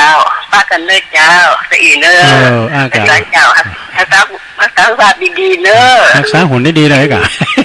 เจ้าตุลุมันตุ๋ยเนี่ยโอ้มันเจริญต้นครับกราบนมัสการครับตุลุงน้องเขียด1เด้อพูดโธ60ผู้ใหญ่เฮาเด้อน้องเขียดมาแล้วคิดเวลุวันน้องเขียด1โธ่60ผู้ใหญ่ก่อนจะครับมองตั้งหลานตุลุงมาจากใหม่แล้วครับเอาแต่กลุ่มเทพารักษ์ขอบคุณหลายเด้อพี่น้องครับเป็นกำลังใจให้ตัวครับผมโอ้สาธุโถน้องเขต1นี่เปิ้นหลินวอด้วยกันดูโธ่มีหลายกะสายเฮานี่นะน้องล่อง1ข้าเจ้าดงนั่นกะน้องเขียด1เนี่ยดอยน้อย1เนี่ยบ้านหม้อเก่งบ้านหม้อลุงมิตรไม้ซางน้ำดิบ1เนี่ยดูเปิ้นบ่6กันนะเนาะคุณไปนานเด้อโธ่เพิ่นกำลังซิกไปเนี่ยซะนะเนี่ยปิ้นตุจอดจะดีนะเปิ้นซิกไปปิ้นนานไปเลยนะเดี๋ยวก็เลยก็เปิ้นก็ลินวออยู่ก็วอหากันเนี่ยนะซะนะสู่มาตูภูมิโลกภายนอกโทรกันเข้ามาเวลาตุลุงหลายอยู่เด้อ0899556506พี่น้องตั้งดอยสะเก็ดรอตั้งสันกำแป้งโดตั้งงานแม่แจ่มโลโทรเข้ามาองค์ขลงในเมืองหรือว่าตังแม่ฟองปงดอนแม่สังเงมเขานะหรือว่าตังลำปางโอ้ยพี่น้องลำปางมาแห้งเนอะโทรมาจะหลายเตือแต่ขึ้นแล้วเนี่ยโทรกันหนักขนาดมาติมหาท่านมหาสมชาติเนาะแม่เพ็ญว่าไปเลยว่าสาเจ้าแสงไฟสว่างกาแสงข้างหน้าสว่างใจสว่างกาและแสงไฟสว่างใจและแสงงามเจ้าโอ้แม่เพ็ญโอ้ไม่เคยเนี่ยไอ้น้องนั่นน่ะเคยมาเมียแท้จ้างเลยค่ะที่ว่าลุงว่าสูง2 ศพเนาะเลยน้อยน่ะอายุ38ไอ้โสมเนี่ยที่ไหนแดงที่แดงเนี่ยที่ไหนบ้านไหนอยู่บ้านเลยน้อยยะที่เสียศพอันนั้นปุนก้าเปิ้นอยู่อันน้องพัมบอกน้องพัมน้องพัมนี่เปิ้นลูกก็เป็นสัตว์ที่ดิแล้วกันน่ากะเปิ้นก็เป็นน้อยหนุ่มอยู่ในลูกปลาโลงก็หรอ39ลูกปลาโลงเกิดแม่น่ะปลาโลงประพานปลาโลงเสิร์ชพอไปก็ไปแล้วนี่ขอกันแล้วกันเป็นพี่น้องอ่ะกะอันฝนด้วยกันพี่น้องกันเนี่ยโอ้ก็แล้วในไปสูตรคุณร้ายเหรอรถปอมไม่ติดจอดดูอินดูเปิ้นกำลังแปลงเฮือนใหม่ย่ำเต้นได้ขึ้นเด้อเนี่ยเปิ้นแปลงบ่ได้แล้วกะเนาะยินดีแม่เพ็ญคนสู้ชีวิตน้องสดาญาโยมทั้งหลายจัตติจัลลาพยาธิมรณะนะมาถึงข้าวถ้าอยู่ที่ไหนก็ตามเด้อนะอย่างอาจารย์พระครูสุเมธเขาว่าเปิ้นเล่าว่าน่ะเนาะทุกคนต้องก็ต่างอยู่แถวเดียวแล้วไผจะมาก่อนไผจะไปก่อนบางทีเนี่ยก็ลูกไปก่อนแม่ก่อนปอมาลุนไปก่อนเนี่ยก็ยังมานอกนะกะที่ไปสูนขึ้นแล้วเนี่ยสูนขึ้นแล้วเนี่ยก็โอ้ยเป็นดีดูแต่เลิศแม่อยู่คนเดียวสดาเอ้ยความงอมความเหงาก็จะอยู่กับคนที่เปิ้นอยู่เคยหันกันถึงวันถึงมื้อถึงวันเนี่ยเนาะสำเร็จก็ลุ่มหายแต่จากกันไปครูโพโตเมก็ดีคุณเฒ่าคุณแก่คุณเฒ่าอายุหลวงปู่นั้นอายุ100 ปลายหลวงอยู่กับหลาน7 ขวบเฮาพอนี่พร้อมแหละที่เปิ้นสูงมากพอนะหลวงปู่เจ้านะลืมไปอายุบน100 ปลายเจริญปอนเจ้านมัสการเจ้าอันนี้แม่จันโสมาเจ้าขอเยว่ามาดักมาวินอุเตไข่หัวมาแห่นี่แม่จันสมพอนก็หลงนอนบ่เลยหลับจากแก้แจ้งนี่มานี่จับลูกนะฝนตกก็เจ้าไม่มีตกเนี่ยฝนมีอัน เจ้าว่าแม่จันสมน่ะแต่ถามว่าอยู่กันกี่คนฮะ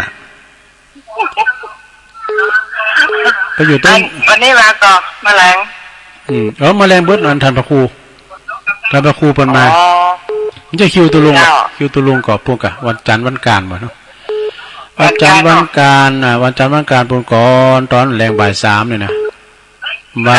กับพระครูสุเมธก็อาจารย์พระครูอภิวัตรวันนี้กับพระครูอภิวัตรผู้ก่ออภิวัตรอ่ะกะเพิ่นปันกันลูกเพิ่นกำลังใจแล้วก็ลุงขอบคุณการเจ้าเพิ่น3เฮา2อ่ะเพิ่น3เฮา2อ่ะ3วันแล้วก็2วันนี่กะเจริญปอนนมัสการลุงนานวันนั้นอายวันนั้นอายจากประจานจากแพะโป่งเนอะ10 เหลี่ยม20 เหลี่ยมบัตรเหลี่ยมใบแขม10 เหลี่ยม20 เหลี่ยมบัตรเหลี่ยมใบข้าว10 เหล้า20 เหล้าบัตรเหล้าเดินเกียง10 เสียง20 เสียงบัตรเสียงแมงว่าง10 จ้าง20 จ้างบัตรจ้างศิลวัน10 วันสวรรค์บัตรกับวันนี้เด้อแต่กะวันเนี้ยวันสำคัญอ่ะเนาะนี่แล้วว่าตลาดเด้อขอบคุณปานนั้นอายนักเด้อแต่มันบัดช่วงนี้มันได้ใครได้โทรไปหาได้โทรลีกับเปิ้นเป็นโปรลิงน้ำโมงนี่โมงบ่ได้หลายนี่หลายแสนกันพี่เนี่ยขอบคุณปานนั้นขายเต้มะม่วงอ่ะนะดีกันรออยู่รอราคามันเนาะ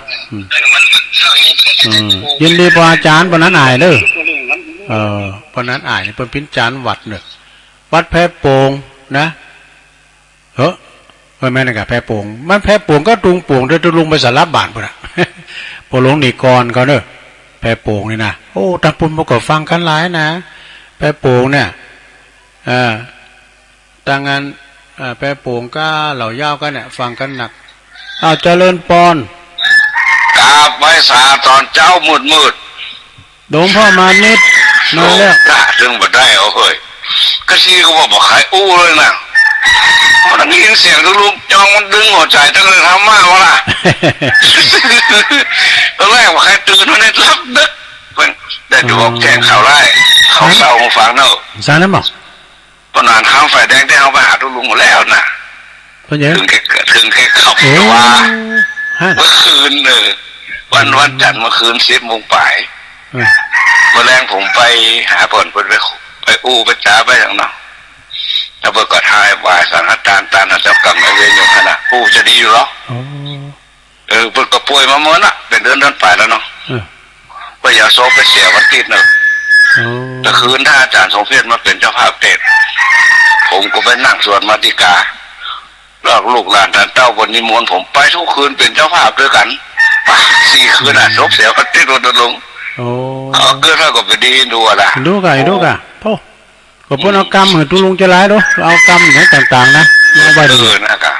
เป็นเท่าสังคมทั่วไปเนาะอายุบนใด80สังคมทั่วไปถึงวัดถึงวาถึงทุเจ้าถึงคนเฒ่าคนแก่ในบรรดาคำนี่ใจกว้างแล้วใจกว้างเหมือนน้ำปิงรถเก่งไล่ฮับทุเจ้าไปหันไปนี่นะแล้วก็เอาศรัทธาคนเฒ่าคนแก่เอารถเก่งไล่ฮับมาวัดมาวามาฟังธรรมฮับทรงแหมใจนี่ต้องเป้าเนี่ยนักเลงมีความโศกเศร้าอะไรอย่างเป็นคนอารมณ์ดีคิดอาสาเป็นใจดีเลยเป็นใจดีแต่ว่าเขาลูกหลานท่านเจ้าคนด่าครับต่อมาตุลุงนำสุมาให้พ่อก็มานำสุมาโศกผู้คนยักษ์เนาะตัวปีสมเพชไปพิจารณาตัวเนาะจะคืนทุกปีสมเพชกับตะลิโยตะลิโยลูกหลานตะลิโยวันนั้นข้ามไฟแดงนี่มีสักเป็นน้องเคยของตะลิโยลงตะลิโยแข็งแรงขอบคุณเนอะไหว้สารเนอะเสียงทำเสียงสวดเสียงเป็นบนโทรศัพท์เป็นกำลังใจให้ตุลุงยองเนาะครับยังวันยาวตุลุงเนอะสาธุเหมือนกันเนอะ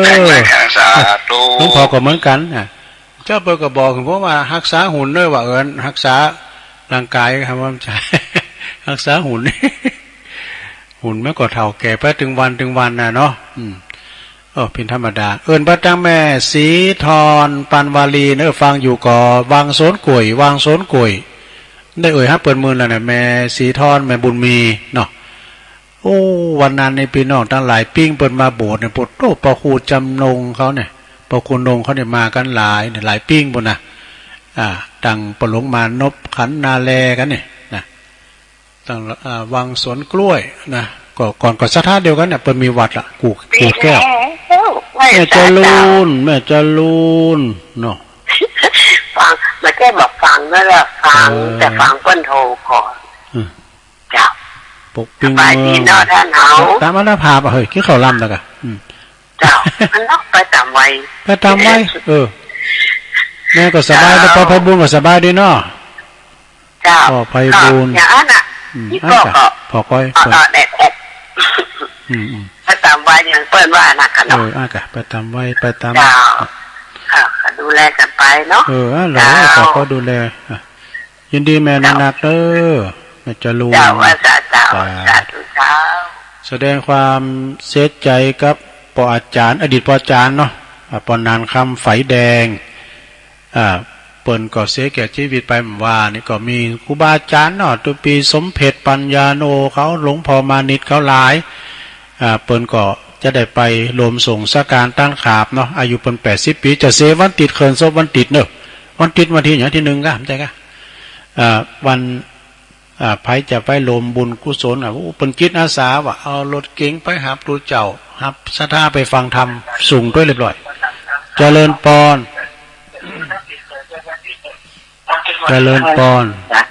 คิดเลยตอนใดแม่ตอนใดตอนนั้นใจตอนนั้นปอนนั้นปั้นนะปอนนั้นปั้นอินมากปอนนั้นปั้นพาดอนใจพาดอนชัยฟังเจ้าแล้วนะปอนนั้นเนาะเสียงหายไปเดี๋ยวก็กินน้ำบุญน้ำเนี่ยปอนนั้นดูช้ำน้ำอุ่นกินน้ำอุ่นหลายๆแล้วก็กินน้ำขิงตัวลุงเสียง2 แก้วผมเจ้าเนี่ยยินดีนะปนานเด้อปนานปันวัดลุงคอเป็นยังไงกินยากินพาราตัวเด้อกินอันฝ่าทลายโจรพองอากาศนะปนานปันอินมาศนะปอจานวัดเด้อทาดอนชัยเจริญปอนปอบุญมีมาแล้วบุญมีรัตนคำแปลงพอบุญมีเมืองกลางฟังลุงเลยนะเกมดีนะฟังพูกก็มาอยู่98เนาะอย่าลังใจคุณลุงเลยขอบคุณพอบุญมีนี่เปิดปินศิลปินนะแปลงกันลำบวยแปลงสีสลอซอซึ่งการฝีมือได้หมดห้องเพลงก่อมนสีสลอซอซึ่งนั้นได้หมดศิลปินเนาะเจริญปอนเจ้าแกไม่สาเจ้าตุลุงแม่สายพินก่ะเจ้าอันแต่เจ้ามันตื่นเจ้าตุลุงไว้พระโดยตุลุงละโมก็ฟังทำตุลุงละโมน่ะเทพอดีเดี๋ยวเป็นรับตื่นเดี๋ยวตุลุงแกตุลุงนะมันเป็นทำความลับนะให้หน่อยเด้อความลับตื่นมาทีนึงกับฟังเพลงจบแล้วโมน่ะฟังตุลุงไม่พอตุลุงน่ะน้ำพริกวัดไปแถมเจ้ากำลังใจตุลุงเนี่ยวันนี้นะขอบคุณหลายๆนะแม่เด้อขอบคุณตุลุงขอบคุณเจ้าเขาสถานีผู้สถานีด้วยเนี่ยตุลุงนะแต่กะผู้ก็มาผู้ดีมาผู้แต่ไปรับเริ่มตื่นเด้อเจ้ากับไปจ่าเจ้าตุลุงสาธุผู้แต่ไปรับเริ่มตื่นผู้มาซอเด้อจังซอประจำขืนท่านสายนะเจริญปอน94ไม่ยืนนะไม่ยืนนะแม่หยังรายงานตัวแหละแม่หยังก็แค่หรอกเปล่านะเจ้ากะไม่ยืนนะกะแม่ยืนปินตาอุ่นหายไปมื่นในแม่ยืนตัวท่านเป็นน้องร้องเคยกวาวอีกะตัวแทนเป็นน้องร้องเคยกวาวไม่รู้เขาก็ฟังอยู่ก้าเนาะฟังว่าจะงอนอ่ะน้องโยงน่ะเป็นฟังจะหลายน้องโยงร้องเคยกวาวพดพระคุณห่วยปันจ้อยแม่บริบูรณ์เขาอาจารย์เกษมเขาเห็นปันโยขอบคุณหลายๆเลยฝากความคิดเตือนไปหาตุลุงถิ่นด้วยตุลุงถิ่นตุปีนครด้วย เจริญปอนนมัสการเจ้าแม่ฟังอยู่นะเจ้าอยู่ตั้งใดแม่หยังก่อโพธารามเจ้าแม่สุกแก้วเนาะเจ้าแม่สุกแก้วสีโพธารามจากเจ้าศรีละพรอันนี้สีโพธารามเนอะดีละสารพีเจ้าขอบคุณแม่หลายๆนะแม่เนอะเจ้าสาธุสีโพธารามนะปบุญตันนี่ติ่งได้ว่าได้นะปบุญตันอ่ะนะหลายคุณแม่บุญเมืองเขาละห้องหาฟังอยู่ลงล่าเขาอะเจริญปอนไปสาธุรู้นั่นปตบุญตันมาแล้วบุญมีก็มาแล้วโอ้เมาหนูก็ฟังมันก็ม่วนดูลุงตัวเองอยู่มาได้โทรไว้ปิ้นยังก็ฟังไปกันปบุญตันที่จะมอแหละตั้งแต่เช้ามันตื่นเช้าลุงนั่นเหรอตัวลุงก็ตื่นน้ำมาตีหนึ่งอ่ะเดี๋ยววันนี้ตัวลุงทองแจ๊กมันมาหลับมานอนแล้วเดียวตัวลุงมันวันรับกลางวันหนักแล้วไปนะลุยไหลไปรับปวดหัวมารับวันนี้มารับมาวันก็มารับเนาะมันเป็นที่เดียวตัวมันเป็นที่ใช่นั่นแหละคนเอาว่าคนเท่ามารับมานอนน่ากันเป็นยังแต่ไว้จ่าตุงขอบคุณเลยเป็นสายสุดท้ายถ้าให้มันเต้นก็ผู้ก็โทรมาแถมหมายผู้โทรมาแถมหมายเนาะเพื่อนประตังเป็นน้องตังสายตั้งปุ่นพองยายคำปันยายปันเขาปากฆ่ากาแม่แสงจันทร์สมลูกเขาตอนนั้นก็ฟังกันหลายเนอะตั้งปากฆ่าดอยสะเก็ดปนนั้นประเสริฐนาน้อยนาแดงเนอะมาพิสายแหลกแม่น้อยกาดนัดโดยแม่สมผัดแม่ย่อยสันทรายแม่สุแก้วศรีลาพรตื่นมาก่อนได้ยินเสียงน้ำเสียงธรรมยายพรร้องโวดแดงสันกำแพงเจียงใหม่แม่น้อยท่าโชคจากอำเภอเมืองลำปางฟังจากบุญญาวาสแม่ศรีธรหนองบัวชัยประการฟังจากวัดพระบาทอุดมนะแม่อ้อยนี่บั่นหม้อพุทธอำเภอเมืองจากวัดลำปางนะแม่บัวพัดกุหลันจากต้นซ่านฝางแม่น้อยอุดุดีบ้านไร่นาน้อยลำปางแม่พิมพ์ป่าแดดดอนใจแม่สวรักษ์ศรีชัยประการเนอะแม่สวรักษ์ปหลงวินสันขี้เหล็กว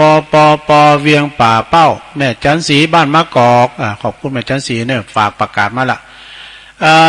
แล้วก็60ผู้ใหญ่น้องเขียด1น้องเขียด1โดยน้อย1พอ2อันนี้จากกลุ่มเพทารักษ์เทพารักษ์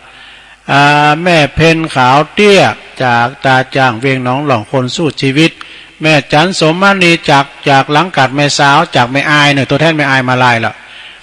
ปนั้นอายแพะโป่งด้วยประจานวัดนะแล้วก็หลวงพ่อมานิษฐาวโรสำนักสงฆ์หอมบุญประกอบมาประกาศข่าวสารแสดงความเสียใจกับลูกหลานด้วยของปนังคำไฝแดงนะฮะเป็นอดีตประจานวัดนะบจะเกินศพวันติดเนอะตัวลุงก็จะประกาศถึงวันเนาะแม่จรุนปกปิงเมืองนะแล้วก็ปนนั้นปั้นอินมาศจากทาดอนชัย